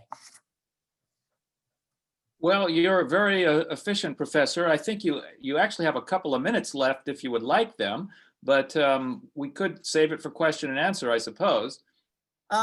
I'm good, because what happens in this situation is now you're going to give me 2 minutes and then I'm going to take 8 and then you're going to, I'd rather just stop now. Thanks for the fair warning. I do appreciate that. And I think Kathleen Brady is wrestling with her camera a bit. Nick, can you hear me? Yes, I can hear you fine. Okay, you know what? I'm afraid that you'll be able to I could wrestle all the next hour. I'm not sure why the camera's not working, but if you hear me, can I just go ahead, or do you want me to still try to figure out what's going on? That would be fine. Go ahead with your paper, Professor. Yeah, and maybe Brady. by the time we get to question and answer, I'll figure it out, but I'm not sure. Sure. Anyway, thank you very much.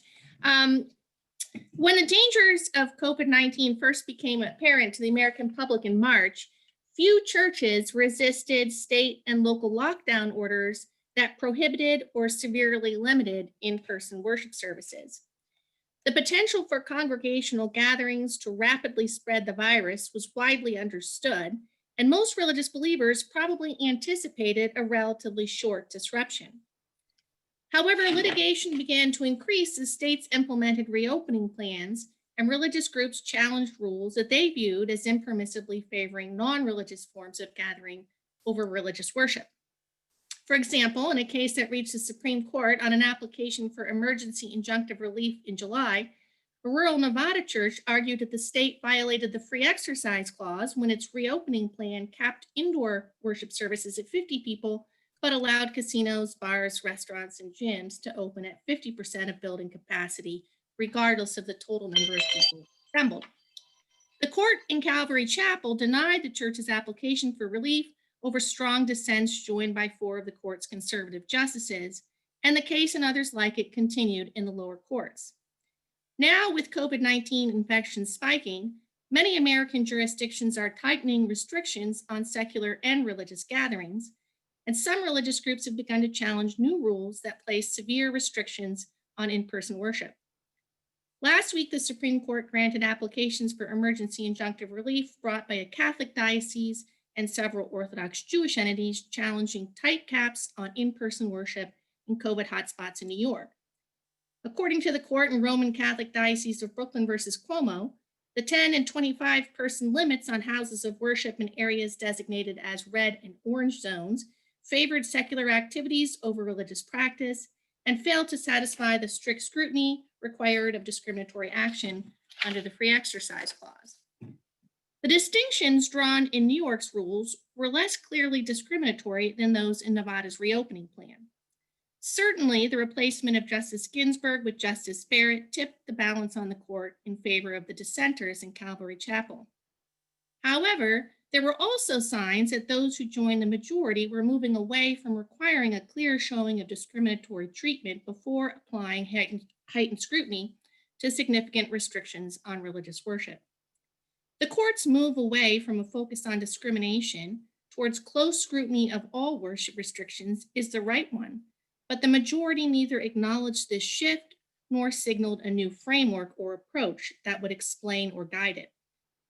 I will argue that the appropriate framework for analyzing restrictions on religious worship is the doctrine of church autonomy that's been emerging in the court's recent religion clause jurisprudence.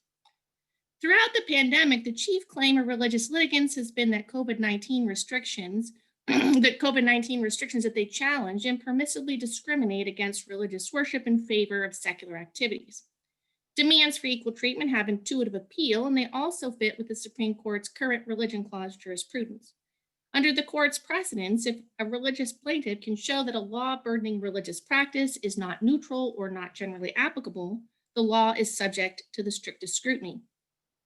The government must then demonstrate that the application of its rule to the believer is the least restrictive means of achieving a compelling state interest. The court has explained that laws are not neutral if they target religious practice, and they're not generally applicable if the state pursues its interests only against religious conduct or leaves unregulated substantial secular conduct that undermines the state's interest to the same or greater degree. Religious plaintiffs typically argue that COVID-19 restrictions fail both of these standards. Rules that specify limitations on in-person worship that are stricter than restrictions that apply to comparable secular activities target religion, and they're not generally applicable. There are a number of drawbacks to approaches that focus on equal treatment. One is the difficulty of identifying the appropriate benchmarks for determining whether COVID-19 restrictions discriminate against religion. Religious plaintiffs, government officials, and judges frequently disagree about what these benchmarks should be. For example, in Diocese of Brooklyn, Justice Sotomayor and Kagan argued that New York's rules treated religious worship better than comparative secular activities because stricter rules applied to secular gatherings like movies, theaters, and concerts. The justices agreed with the state that the relevant comparisons to religious worship were gatherings where a large number of people arrive simultaneously, congregate for extended periods of time, and leave together. The justices in the majority pointed instead to activities like shopping in grocery and hardware stores, using laundromats, and congregating in transportation facilities, all of which were identified by the state as essential and not capped.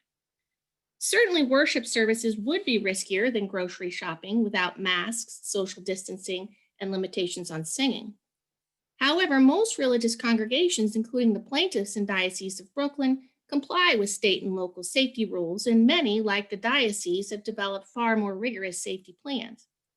The plaintiffs in Diocese of Brooklyn also didn't object to New York's pre-existing rules limiting worship service to 33% of church or synagogue capacity, and the diocese had been using a more restrictive limit of 25% of building capacity in its churches. It's not clear how we should evaluate the relative safety of church services and grocery shopping when congregants are masked, distanced, and meeting at 33% of building capacity, and an unlimited number of people could be shopping on a busy day. The fact that most COVID-19 limitations on religious worship are also part of a complex series of proscriptions and prescriptions further complicates the identification of appropriate benchmarks for evaluating claims of religious discrimination. This was the case with the reopening plan at issue in Calvary Chapel. Nevada had detailed a series of rules that applied a range of restrictions to many different kinds of activities that can transmit COVID-19, and varying occupancy limits were just part of those rules. Moreover, religious congregations usually are not actually asking for equal treatment. While those in the majority in Diocese of Brooklyn identified comparable secular activities to be essential businesses like grocery shopping, pet stores, and transportation, the plaintiffs didn't demand the same unlimited occupancy that New York's rules allow in these contexts. They only contested the 10 and 25 person caps that applied to houses of worship in red and orange zones, and the Supreme Court's injunction was limited to those restrictions. Similarly, the church in Calvary Chapel didn't really want to be governed by the same rules as Nevada's casinos. It demanded the right to hold in-person worship services with the same occupancy limits as casinos, but it developed its own safety plan that was in many ways more restrictive than the rules that apply to commercial entities. What most religious congregations want is to maximize their ability to meet together safely in person. As states reopened and time passed, religious believers grew concerned that their institutions were being left behind, even as our improving understanding of how the virus spreads made it possible to have safer forms of larger gathering.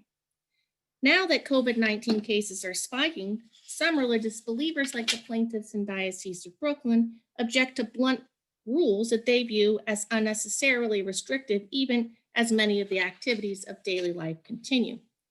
Religious congregations are making important fairness claims. They want their religious needs to be treated with at least as much urgency as commercial and recreational interests, and they view them as essential as food, transportation, and healthcare.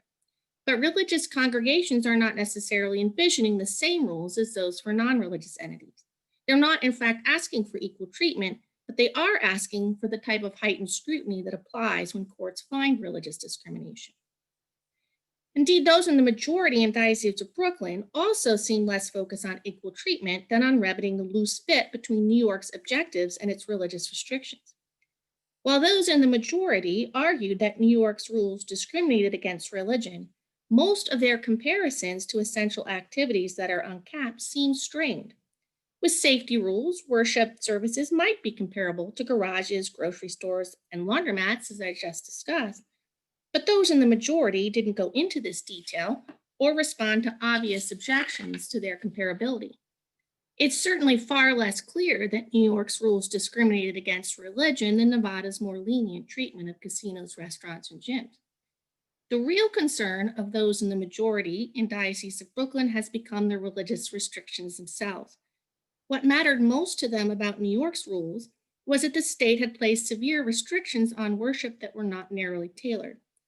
The court was right, but it didn't admit its shift or signal the principle or doctrine that could explain it. Instead of focusing on discrimination, a better starting point is to focus on what is at stake in conflicts over COVID-19 restrictions. Government restrictions on in-person worship services interfere with one of the most fundamental aspects of religious practice. For most of America's faiths, regular in-person worship services are indispensable, and indeed they're the lifeblood of the religious community. In recent decisions, the Supreme Court has begun to articulate a doctrine of church autonomy with protections for religious institutions that don't depend on the existence of religious discrimination, and this doctrine should extend to disputes over congregational worship. This July, the court wrote that the First Amendment affords religious institutions freedom over faith and doctrine and interrelated matters of church government essential to the institution's central mission. The court spoke of a sphere of autonomy protected from state intrusion by both the free exercise and establishment clauses. The court has only begun to fill in the contours of this freedom, and its holdings so far are limited. But religious worship is clearly a matter at the core of a church's religious mission, and decisions about congregational worship belong within the scope of church autonomy. Of course, church autonomy can't be a principle without limits, and conflicts over COVID-19 restrictions test the limits of this freedom. These are exceptional circumstances where the state clearly has a compelling interest in protecting public health. But this interest doesn't give governments unbounded power. The principle of church autonomy requires government officials to carefully tailor their rules to maximize the ability of congregations to meet safely in person. Careful tailoring means that officials must continuously evaluate and update their rules in light of new information about the virus and how it spreads. They also have to consider the experiences of other jurisdictions with less restrictive rules for worship, as well as the effects of more lenient treatment of commercial or recreational activities on public safety. Numerical or other limits on church attendance must be justified with precision and scientific support, and when it's possible to increase attendance with safety precautions, government regulations must reflect this. As recent spikes in COVID-19 infections make clear, in an evolving public health crisis, governments have to have the flexibility to respond to rapidly changing circumstances and the room to take proactive steps if conditions worsen. Governments should be permitted to err on the side of safety, particularly at the outset of a crisis or in deteriorating circumstances, but the level of caution must match their stance with respect to activities that they view as essential. For religious believers, worship practices nourish life just as food does, and the protections of the religion clauses in the American Constitution reflect the value that religion has for believers. The same rules need not apply to churches and grocery stores, but governments must make the same efforts to maximize the ability of religious believers to worship together in person as they do to keep other essential functions open. Narrow tailoring of restrictions on protected activities is a requirement of strict scrutiny whenever it applies, but the principle of church autonomy demands more. This principle reflects the view that church and state are, at least in matters essential to religious mission, separate spheres with distinctive purposes and unique governing structures. Church and state often interact, but when they do, the independence of each must be recognized and respected. In the context of COVID-19, this means that religious leaders and government officials both have a role to play in developing the restrictions that apply to worship. Government officials must communicate with religious leaders and give them an opportunity to provide input as decisions are made and rules are evaluated and adjusted. Religious congregations must also be given the opportunity to submit their own plans for safely handling COVID-19 risks in their communities. And these plans should be evaluated in a timely manner, and rejections must be explained and justified. Spikes in COVID-19 infections may call for new communication and new plans, but governments must respect the role and responsibilities of religious leaders in their own communities. Government officials and religious leaders must be partners in addressing the risks of COVID-19 because both have critical interests at stake. Effective partnerships also build trust and increase the investment of religious believers in safety measures. Kathleen, New you York's have about governor. a minute and a half left. Okay, I've got to do it. New York's governor tied rising infection rates in many of the state's hotspots to the failure on the part of many in the ultra-Orthodox Jewish community to follow existing rules, and he announced his new rules against the backdrop of his frustration. However, heavy-handed responses that don't involve the affected communities only deepen suspicions and make resistance more likely. Establishing partnerships that build trust will not always be easy, but if religious adherents believe that their governments recognize the urgencies of their concerns and will work with them to mitigate the effect of the virus on their faith lives, all of our communities will be safer and more stable. Thanks. Very good, thank you. Very, very interesting and timely as well. So we now move on to our paper that is partnered. We have two presenters, we're dividing the time between them. Professor Andrew Lewis and Daniel Bennett. I'm not sure which one goes first. I'll let you choose. We drafted it together, but Dr. Bennett is going to, Dan Bennett's going to go first, going to actually handle it, and so we don't have to go back and forth. Yeah, I'll be taking this part, and Dr. Lewis will come in for the Q&A later on. Well, thanks very much. I think this has been, I'm speaking for myself, but I think also for Professor Lewis, just a really interesting conversation. We're political scientists. This isn't usually the types of conversations that we're engaged in typically. So I've learned a lot over the past couple of events, and looking forward to the remainder. But as political scientists, one of the things that we're interested in is exploring the political implications of some of these questions, particularly how people's perceptions of legal ideas and issues like religious freedom, like free exercise jurisprudence, actually plays out in practice. And so I know Dr. Lewis can talk about this later in the Q&A. He has some really interesting research on how religious freedom has become really just another culture war issue that can be predictably observed through the lens of partisanship and ideology and other things. And so that's problematic enough when we think about the practical implications of what that would lead to in terms of a constitutionally guaranteed right.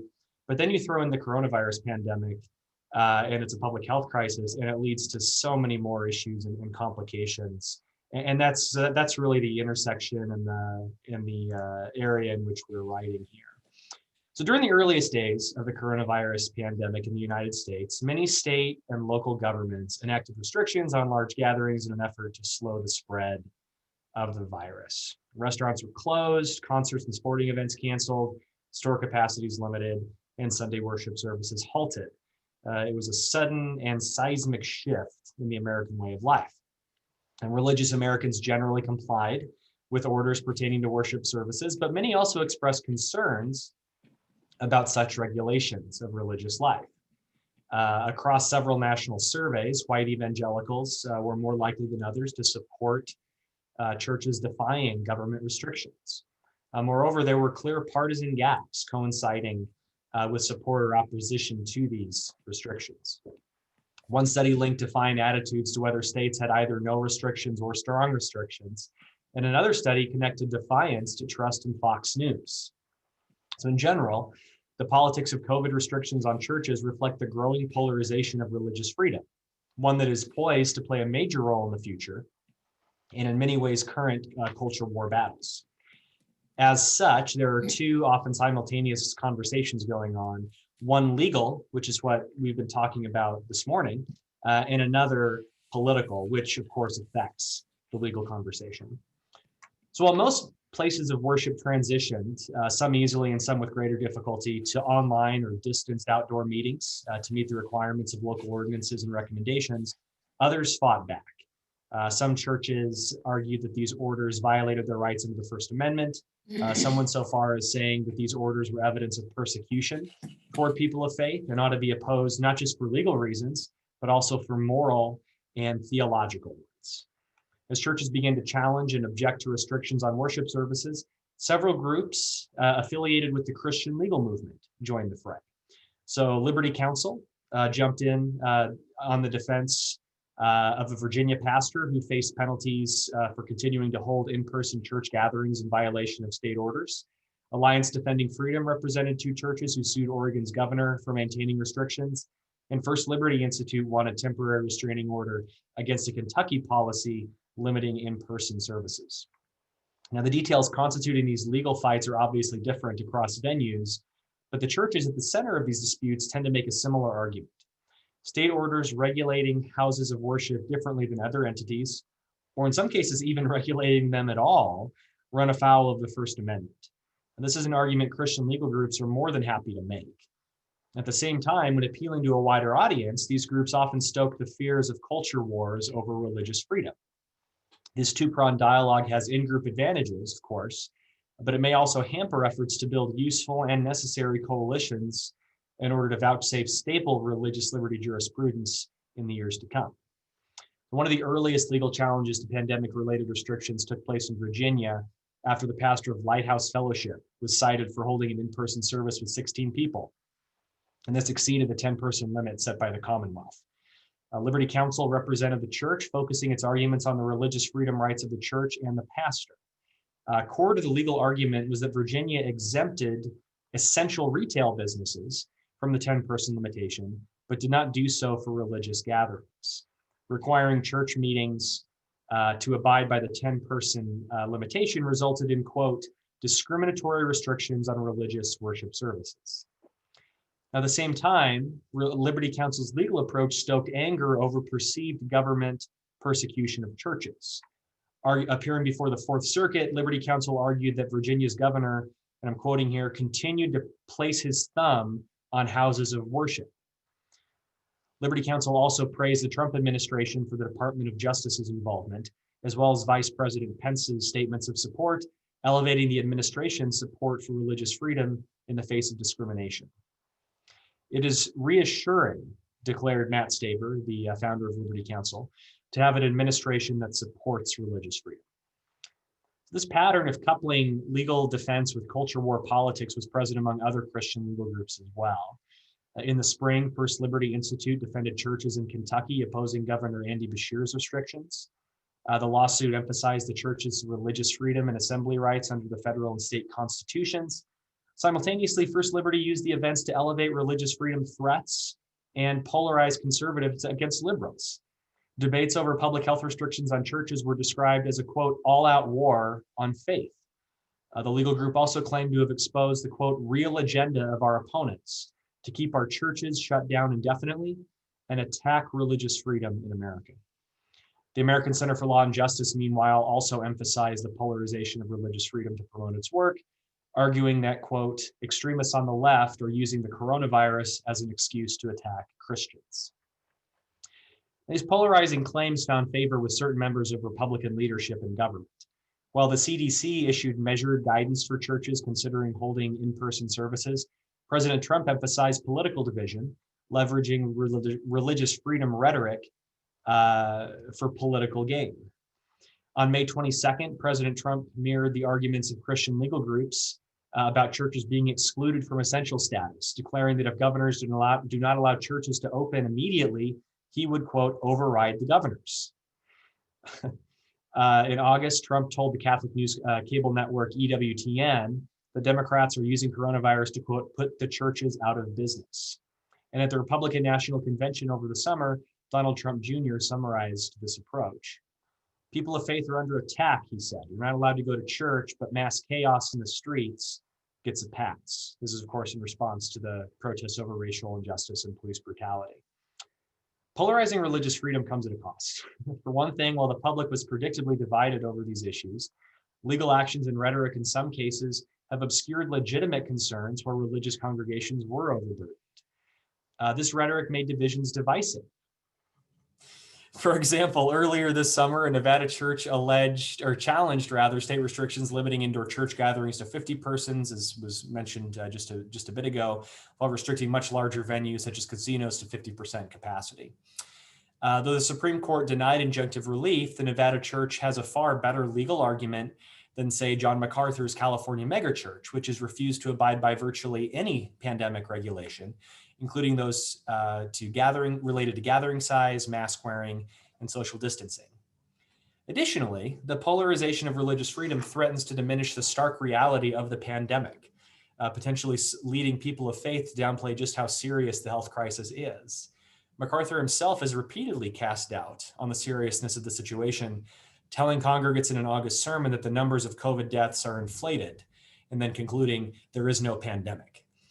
Additionally, recent research shows a growing divide over the reasonableness of restrictions on churches during the pandemic, with partisanship and support for the prosperity gospel among the key drivers of this divide. So this marriage of religious freedom polarization and COVID denialism threatens to unnecessarily exacerbate the crisis during the upcoming winter months, just ahead of the supposed release of vaccines. These sorts of disputes and tensions have only amplified as the pandemic has raged on. Just last week, as people have alluded to, the Supreme Court weighed in on New York's restrictions on in-person worship, enjoining the 10 and 25 person limits on attendance and finding that these restrictions are likely to be unconstitutional upon closer review. Even in a pandemic, reads the court's per curiam opinion, the Constitution cannot be put away and forgotten. The restrictions at issue here, they continue, by effectively barring many from attending religious services, strike at the very heart of the First Amendment's guarantee of religious liberty.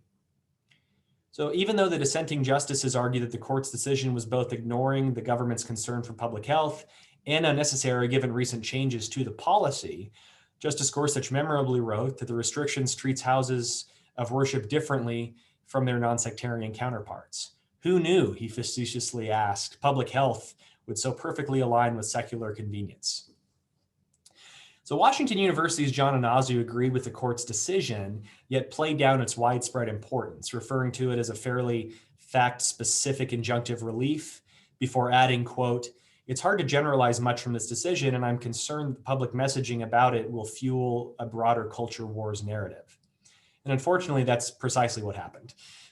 Following the decision, Alliance Defending Freedom declared the Constitution forbids government officials from treating religious Americans like second-class citizens. While First Liberty Institute added, government officials may not abuse their emergency powers to discriminate against Americans of faith. And on the other side, New York Times columnist Paul Krugman tweeted, "The first major decision of the Trump-packed court, and naturally, it will kill people." While New York Governor Andrew Cuomo dismissed the court's ruling precisely because of Trump's Supreme Court appointments and the majority's conservative ideology. When churches and Christian legal groups challenge reasonable restrictions and link their efforts to partisan politics and cultural polarization, they hamper efforts to vouchsafe religious freedom writ large and build support for the broader cause. Legitimate questions are not only dwarfed by the propensity by some churches and advocacy groups to rebuff any government regulation, but such actions inhibit broader political support for religious freedom. And limited political support will, in time, diminish legal protections. Moreover, even when the courts invalidate problematic restrictions, advancing a culture war narrative connected to religious freedom only furthers this problematic divide. So churches and Christian legal groups may win smaller battles and garner immediate political support by fighting tooth and nail against even the most minute public health regulation, but this strategy does little to win the larger war for expanded religious freedom protections for all. And with that, I will leave it and return for Q&A if necessary. Good. Well, thank you very much for that. And I do believe there will be some Q&A. Is Christopher Lund gone from the group? I think he has. He had to leave early, and I had wanted to give him a live question or two before he left. So we did have a discussion in the chat. Be sure that you pay attention to that. He's had some good interchanges with both myself and Alexis on a couple of questions we've had. So be sure and read that. But before we have our live discussion, we're hearing from one final presenter here for this session, Professor Caroline Corbin from the University of Miami Law School. Professor Corbin? Hi. Well, thank you for having me here. So unfortunately, we do find ourselves in the midst of another surge, maybe even just the beginning, and a particularly devastating one in the United States. And in response, some states in the US are bringing back the bans on mass gatherings that were imposed earlier in the pandemic, as some people have noted. And by mass gathering ban, I mean government orders that bar any indoor gatherings of more than a certain number of people where people stay and sit for a long period of time. So for example, no indoor gatherings of more than 10 people in places like restaurants, bars, theaters, concert halls, indoor sports arenas, and houses of worship. And the question I address today is the one that everybody has on their mind, is whether it's constitutional to ban all mass gatherings above a certain size, including worship services, during the pandemic. And in particular, many American churches have argued that forbidding large in-person services violate their religious rights under the Free Exercise Clause. And the Free Exercise Clause is that clause in the First Amendment of the US Constitution that protects religious liberty. And I want to suggest that such bans can be perfectly constitutional. So the first question is, what standard of review should apply when evaluating a Free Exercise Clause challenge to a ban on mass gatherings? And some lower courts have argued that the emergency circumstances call for more deferential review of government public health measures.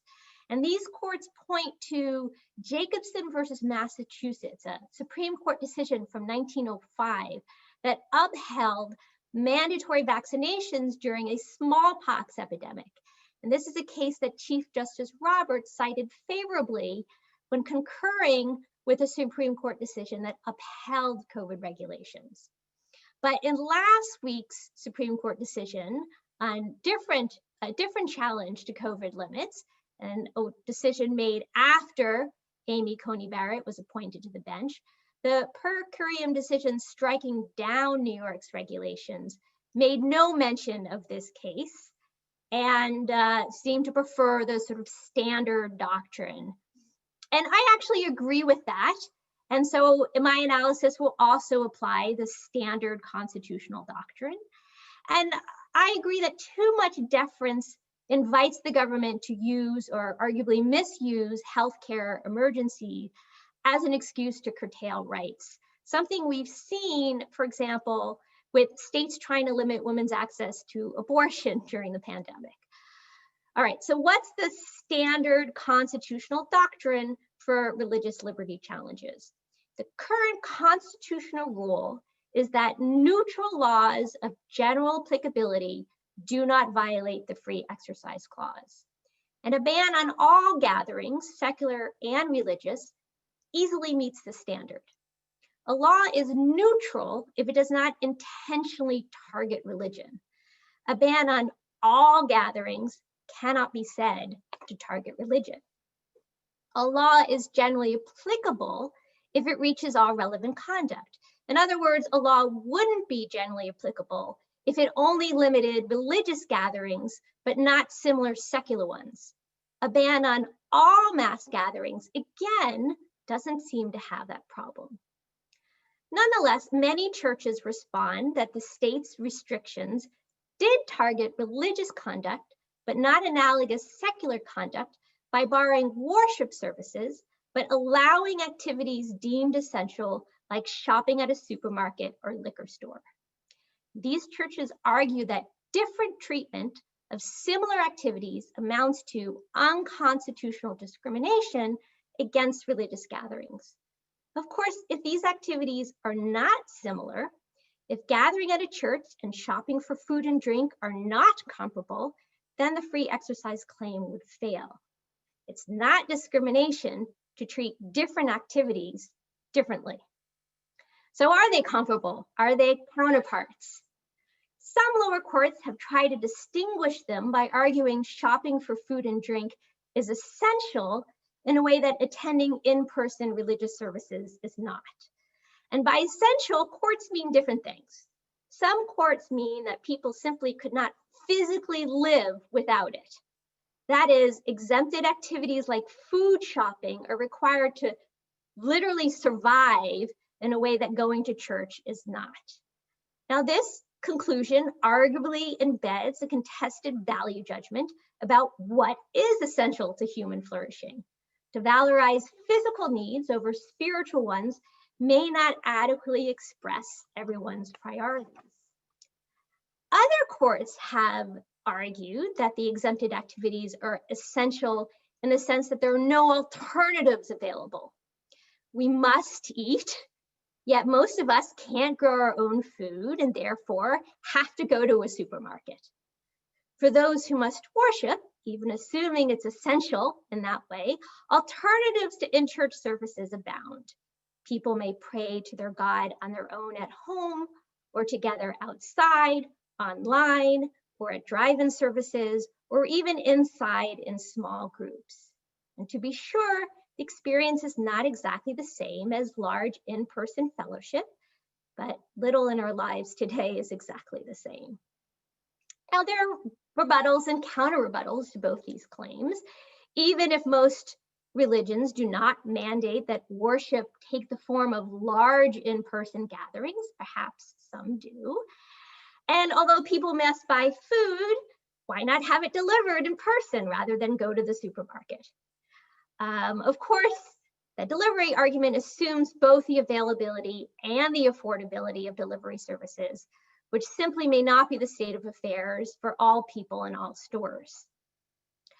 Ultimately, whether the activities can be distinguished on the basis of essentialness does not matter, because they are distinguishable based on the health risks attached to them. That is, when it comes to the reason why the bans were imposed, to limit the spread of the coronavirus, these activities are not comparable.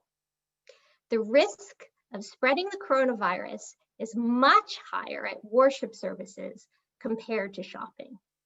And to understand why, a very quick review of what we know about the risk of contagion. Studies have established that people are contagious even before they exhibit symptoms. Studies also show that the coronavirus spreads mainly by person-to-person contact via droplets and aerosols.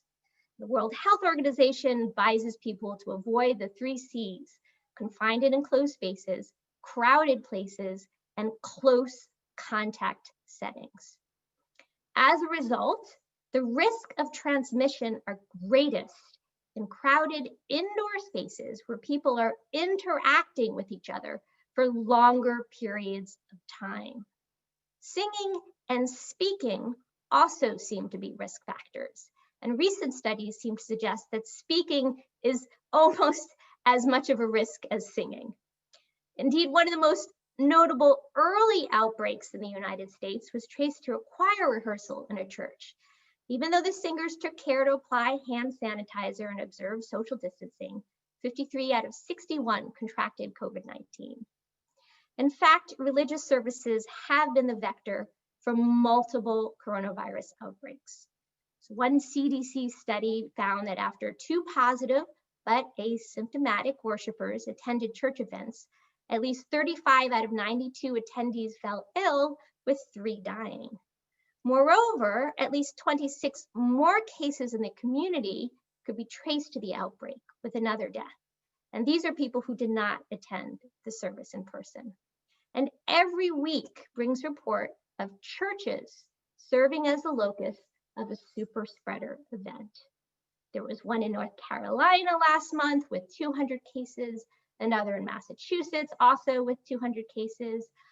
My article for this cites to some more. The original article I write cites to even more examples. There are just so many others, so many other examples.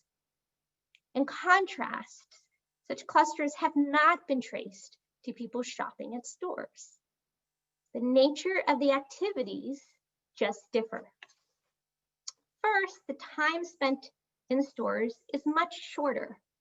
When people shop, they generally enter and leave as fast as they can. Services, in contrast, are extended affairs. A usual Sunday Catholic Mass takes at least an hour, and other services can be even longer. One plaintiff, one church that brought a lawsuit, their services lasted an hour and 45 minutes. And in one of those earlier, or one of the early Supreme Court cases where the court upheld regulations, Judge Kavanaugh in dissent complained, why can some safely walk down a grocery aisle but not a pew? And the answer is they can, but they do not. People sit in pews, not walk down them. Second, people in stores generally try to minimize their interactions as much as possible, a feat that's made easier by the ability to constantly move around. In contrast, the point of in-person religious services is to commune with one's fellow worshipers. So even when social distancing, congregants are still often in a crowded room, perhaps with questionable ventilation, filled with people all around them. Moreover, the fellow worshipers surrounding them are speaking and even singing for extended periods of time. Such an experience with the accompanying exposure to droplets and aerosols potentially carrying the virus makes religious services a particularly high-risk activity. And not surprisingly, the Johns Hopkins School of Public Health rated the contact intensity of shopping as low, but the contact intensity of places of worship as high. Thus, a trip to the liquor store and attendance at religious services are not comparable, not when you take into account the science of how the coronavirus is spread. A final note, my analysis does assume that bans cover all large indoor gatherings, including gatherings inside restaurants, bars, and other places where people interact for a prolonged period of time. So to exempt restaurants or casinos, but not houses of worship, definitely weakens the state's defense. However, it does not necessarily defeat them.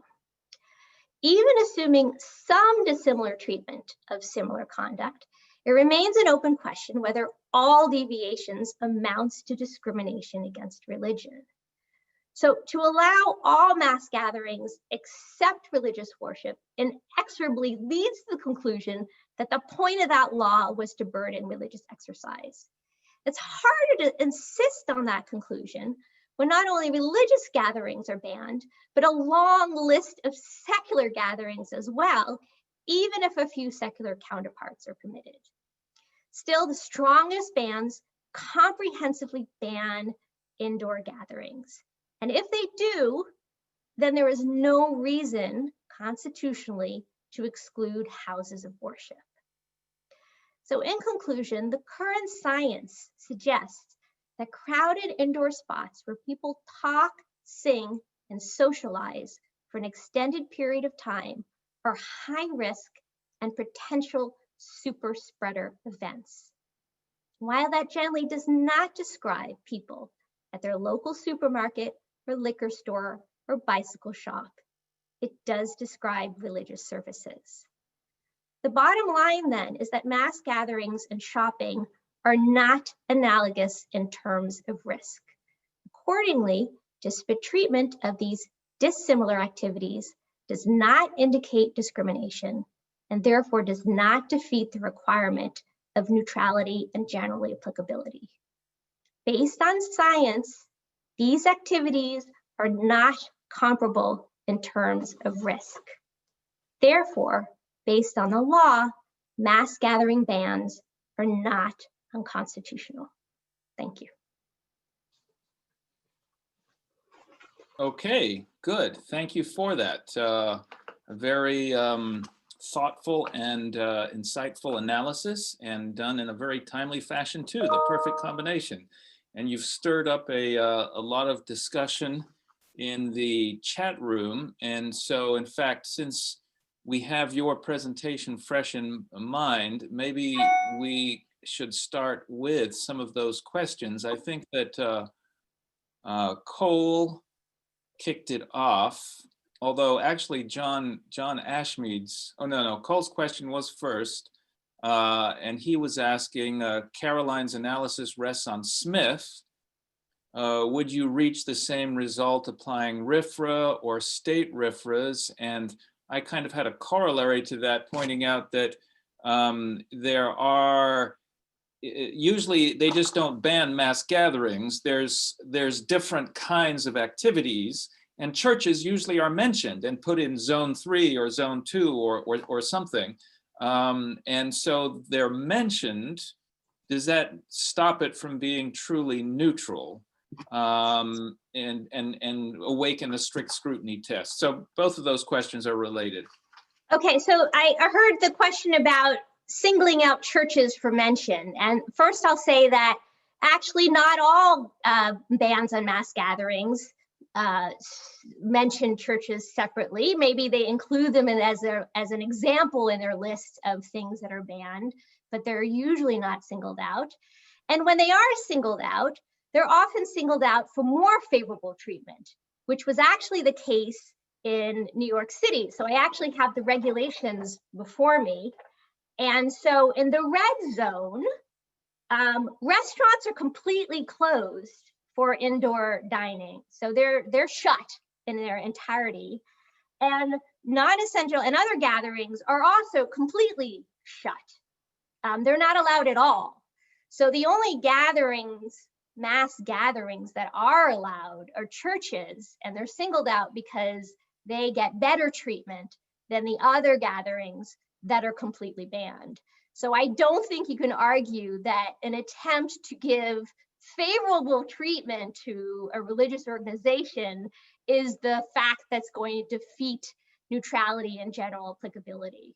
And this is a point that Justice Sotomayor said. It would be very odd to argue that religions were not treated neutrally and generally applicable and were discriminated against when the reason why you mention them is to actually discriminate in their favor.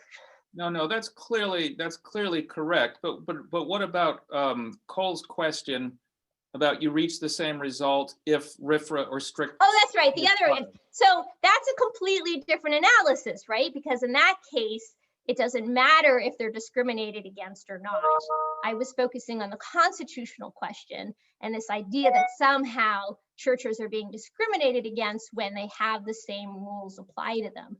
If you're applying a RFRA analysis, then clearly it's different. So then the first question becomes, is it a substantial burden on the church to not be able to meet? And then the second question becomes, does it survive strict scrutiny?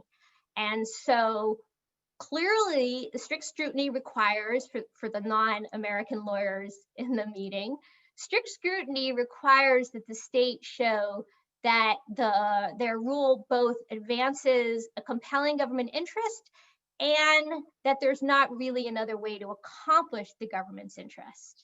And so obviously no one's going to dispute that the government's regulation is compelling. So the real question is about tailoring. And again, I guess you can say that, well, if they have the same regulations applied to secular places as well, then maybe really they believe that there's no other way to accomplish it than by doing this. So that same, the thing about that same question about how are other mass gatherings treated makes a difference in the analysis of how well tailored it is. Because again, if you're applying the same rules to religious and secular gatherings, it may be because mass gatherings are particularly dangerous and these are the regulations that are required. Cole, do you want to follow up on that at all verbally?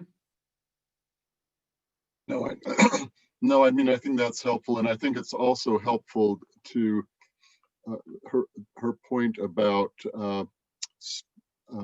stressing that what her paper was really about is the constitutional restrictions. So it may mean that in the strict scrutiny situation, you have tighter analysis, but it might come out the same way. And I think that's important to recognize. That may raise the question that Kathleen Brady raised, and that is equality sort of analysis the ultimate measure here, or is there another level of church autonomy? They're going to be fairly close together, but that's also a question. Well, and that's actually a question that Todd McFarland has raised in the chat, saying your paper does not seem to acknowledge that there is a fundamental right to worship separate from any type of discrimination. Do you think there is a fundamental right to worship and not just to be treated differently or equally, I think he means, than other mass gatherings? Or do you think the right to gather for worship is just derived from the right to gather in mass in general?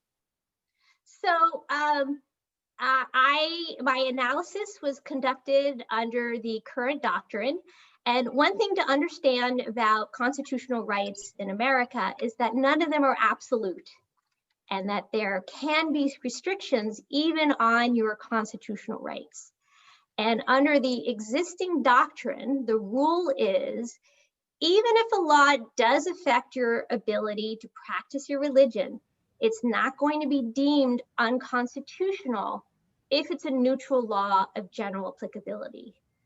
So you may disagree with that approach to free exercise, and indeed it may not be the rule in the United States for much longer, but I took the law as it currently exists, and my analysis applies that existing law.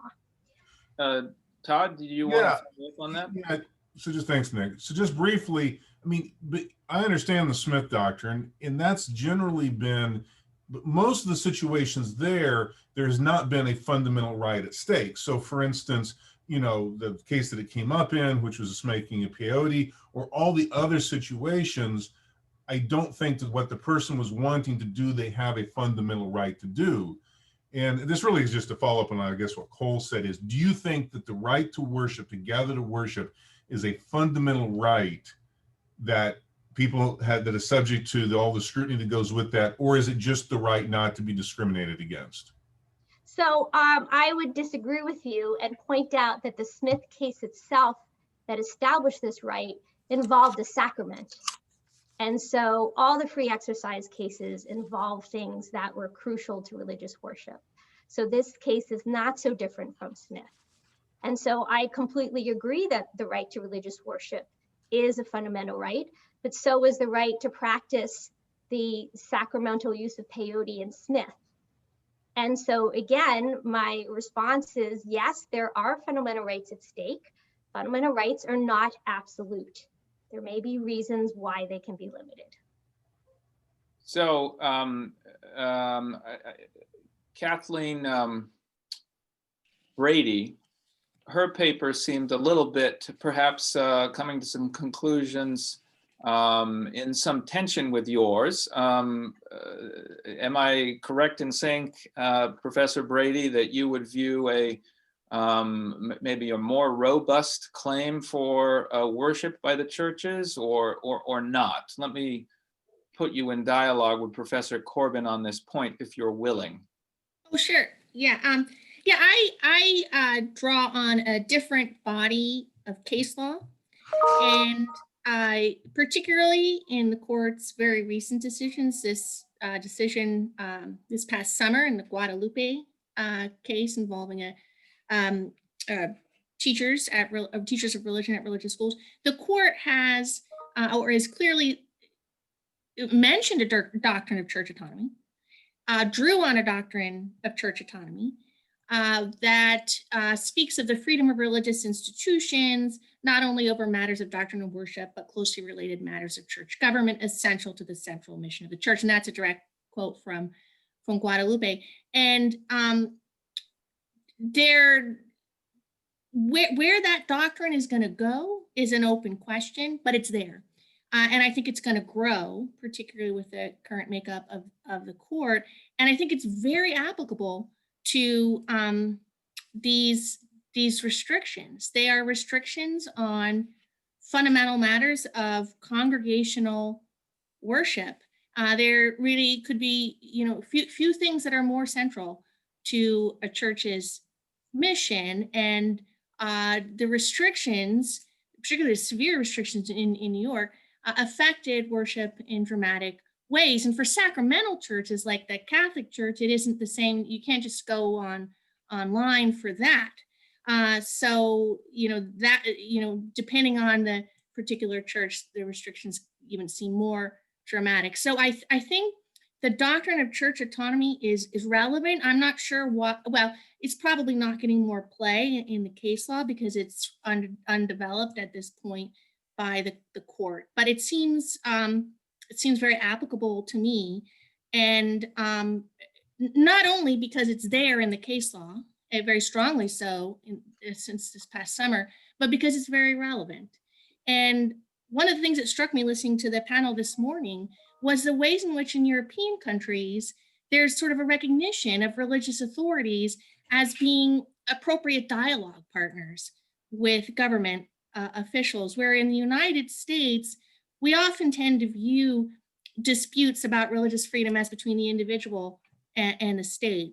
And that clouds the existence of these religious institutions.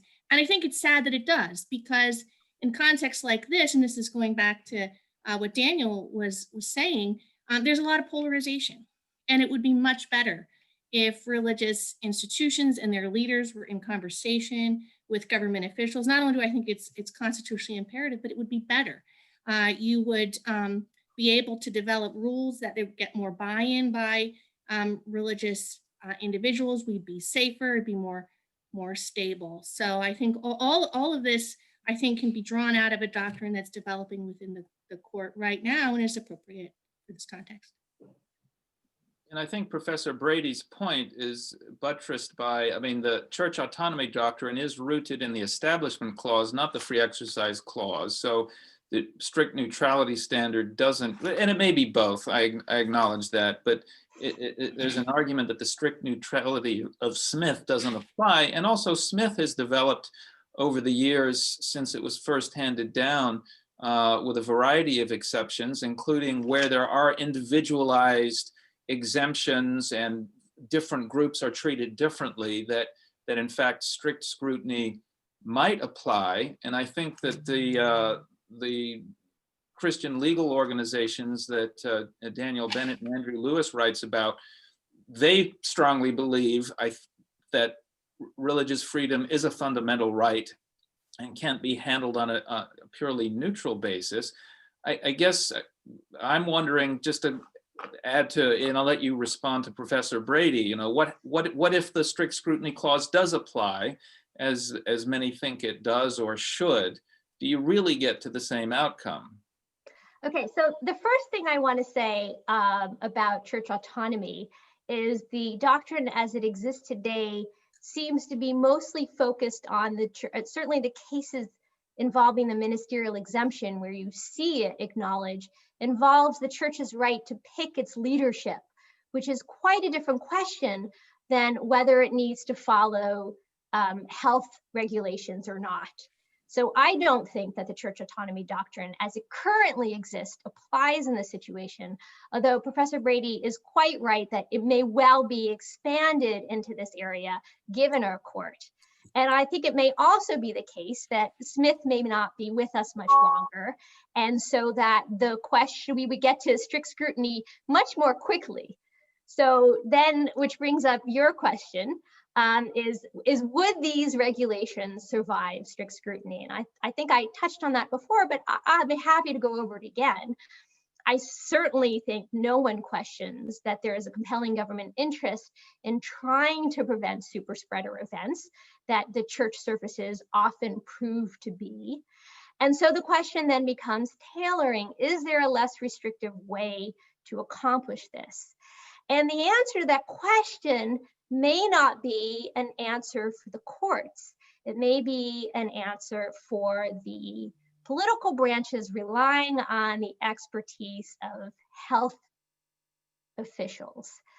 And if it's their view that it's really dangerous to have in a red zone where the positive cases are growing or even exploding, and that it really would be very dangerous to have any gathering of more than 10 people, and that's true of all the mass gatherings, then it's certainly plausible to conclude that the law is narrowly tailored.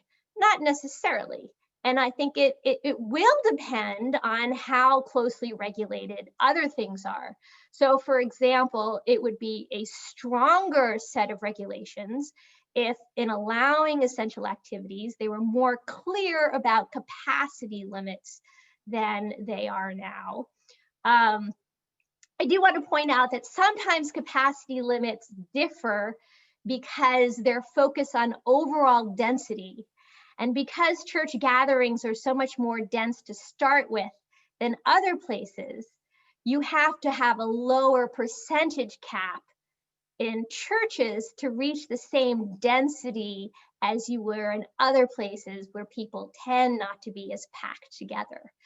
So I think it is certainly possible to have a carefully crafted set of regulations that do ban mass gatherings and does have an eye on capacity limits that would pass strict scrutiny. Thank you for responding to a variety of questions here. I do want to allow Andrew Lewis and Daniel Bennett there's been some discussion in the chat about the groups they've focused on. Todd suggested they'd focused on a couple of marginal groups in talking about the rhetoric of the religious movements, and they've responded to this. I'd like to allow either of them to talk about that issue or in fact weigh in on what we've just been discussing here. And I think Andy, you want to take this one? Sure, happy to chat. Dan and I put a few thoughts back and forth with Todd in the chat, and I think it's a fair point to say, like, well, there's a bigger group, collection of groups here, and not all of them are engaged in sort of this culture war polarizing stuff that we talked about a bit in the piece. I think that's really fair. One of the there are two things I think at play on how we described it. One, I think we probably will, in a revision, will do a better job of setting some of that up. Okay, and that there are other groups in the sphere, and some of the bigger legal players are not as active on this side. Two things. One, as Dan sort of writes about the Christian legal movement, he looks at particularly like what groups self-identify as part of that. And so we are trying to, so a group like Beckett doesn't self-identify. And so sometimes we see them as sort of tangential to that particular movement. So he talked about that a little bit in the chat. And so that's one thing that's at play on our list. The other thing is, we're really interested in part is sort of the politics of this. And so I think it's a good bit to say that the political sort of grandstanding or the polarizing of religious freedom that comes often from groups that aren't the central players in the religious freedom litigation and the stuff that goes to the Supreme Court.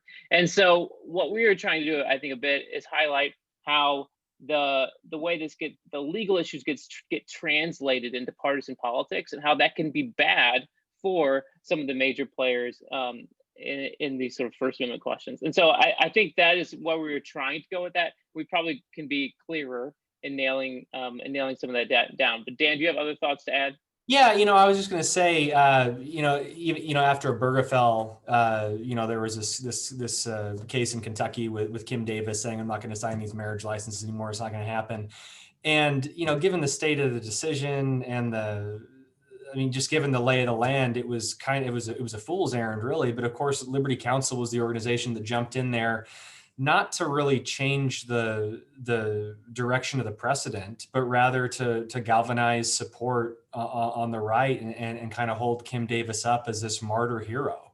And it wasn't an accident, right? Ted Cruz showed up to a rally for her. Mike Huckabee was there, and it was really a first come, first serve of these more polarizing figures to try to galvanize this support. So I think Todd's exactly right. Liberty Counsel, when you look at budget, when you look at the number of cases they actually litigate, don't hold a candle to groups like Beckett or Alliance Defending Freedom. It's not even close.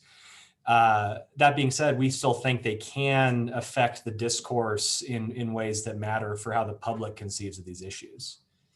And some of the most important Supreme Court cases have come from some quite small groups. Look at the Jehovah's Witnesses and the Seventh-day Adventists and the Supreme Court cases that have come down in relation to them. Is there anything either of you want to say about the underlying discussion we've been having here with Professor Corbin and Brady? No, I think it's really interesting. I think you all kind of alluded to it. We keep talking about Smith as it's the precedent, it's the thing, but then there's that understanding, well, maybe for not that much longer. And so that's what I'm most curious about, is to see how it's tackled in the months ahead, as it invariably most likely will be. There's a few questions in the chat that have focused on this question of church autonomy. Brett and Cole have asked about that. I don't know, Professor Corbin did discuss that. Is there any follow-up question that either Brett or Cole have for Professor Corbin in relation to that, or for Professor Brady, as she touched on that as well? Yeah, my follow-up was to Kathleen Brady. It was really asking about what the limiting principle is as she sees it for autonomy. Yeah, that's a really great question. And I don't think I would necessarily use the word strict scrutiny, but I would use the word heightened scrutiny, close scrutiny. Clearly, where there's life at stake, there has to be limits on church autonomy. But close scrutiny would mean that when the government acts, it has to justify its restrictions with particularity, with scientific evidence. And Caroline mentioned, for example, the scientific evidence about the risks associated with congregational worship. And as a general matter, I think that's true. But there's a lot of safety measures that governments require and apply, and a lot of these congregations have their own additional mechanisms. And it's undisputed that there were no outbreaks in the congregations involved in the Diocese of Brooklyn case. So I think at the very least, 10 and 25 person caps in what could potentially be very large venues seems overbroad. Mm-hmm. Oh, yes, right. Go ahead, finish. Yeah, and the other thing that I said about church autonomy is the necessity of dialogue between religious leaders and government leaders. And I can't remember, I think someone asked a question about, my point about plans, and isn't that requiring a lot for government to get plans from lots of different churches, as opposed to, fewer interlocutors in Europe. And a lot of these regulations involve getting plans from, say, schools or casinos in Nevada. So it's built into restrictions in other contexts. And out in San Francisco, there are very strong limits on congregational worship. It was no indoor worship for quite a long time. The diocese was in communication with the mayor. There was Capitol Hill Baptist Church in DC. There was communication. There were plans being sent in, but there was not a lot of action. Well, no action, communication, but no action on those plans. So that's what I'm sort of saying. That's not right. There has to be genuine dialogue. So hopefully that would relieve some of the conflict, and you'd get to outcomes that would be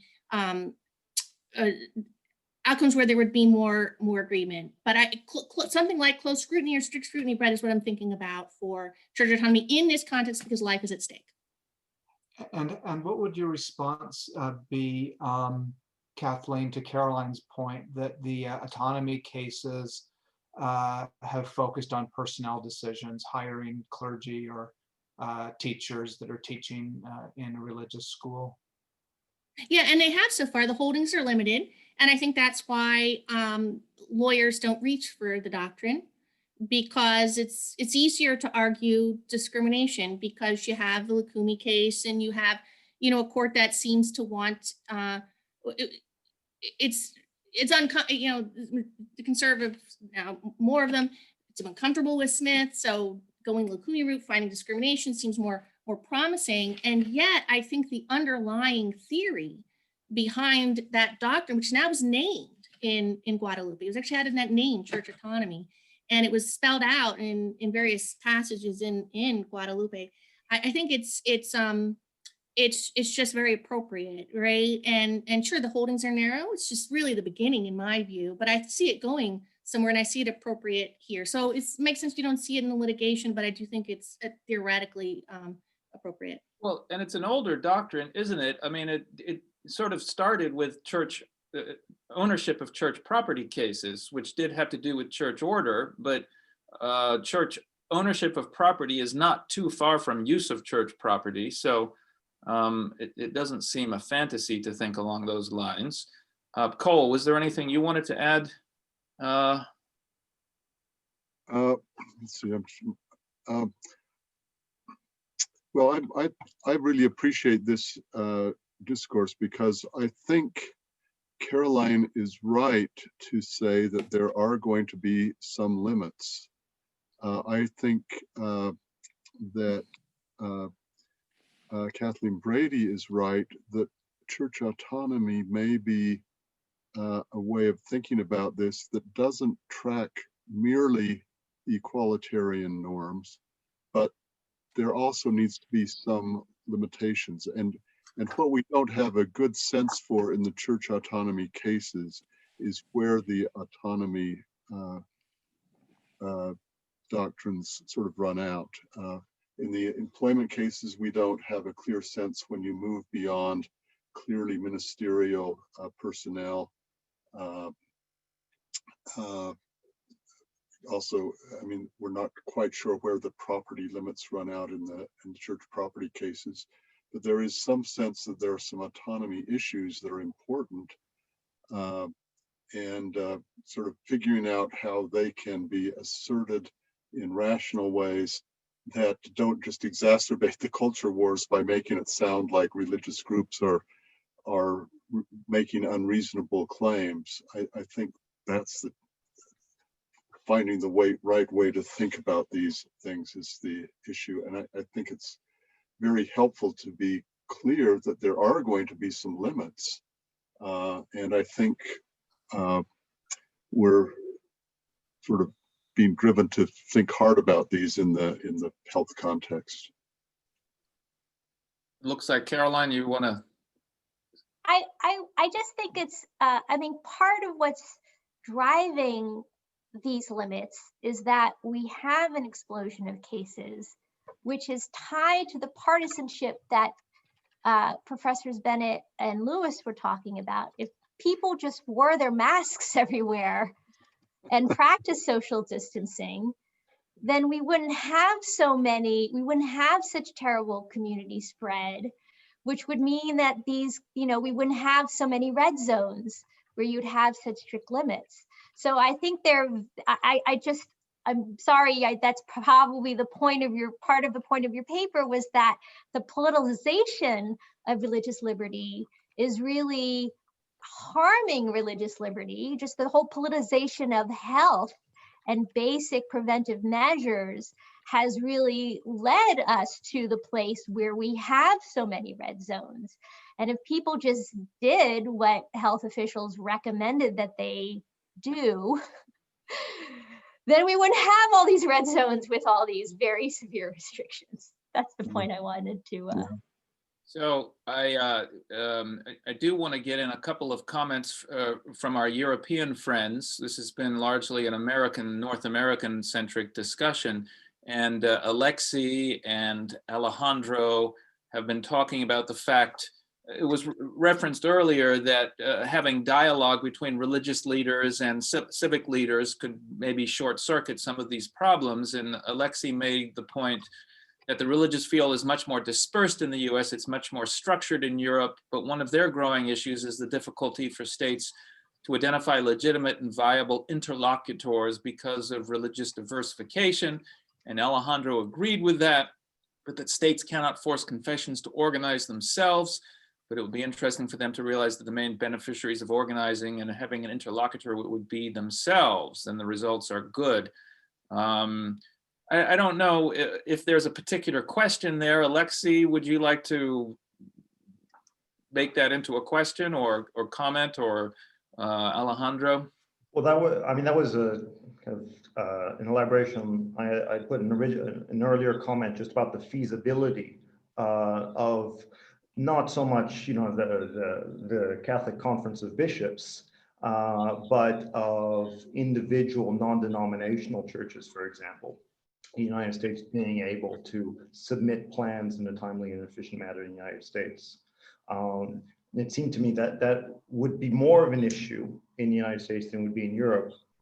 But this question of who's representing the congregations beyond individual parishes or beyond individual churches, it raises it. And it goes to Professor Lund's point about how worship is often protected in a Protestant-oriented way, perhaps because there aren't adequate representatives of these other religious groups to make the definition more truly neutral and inclusive.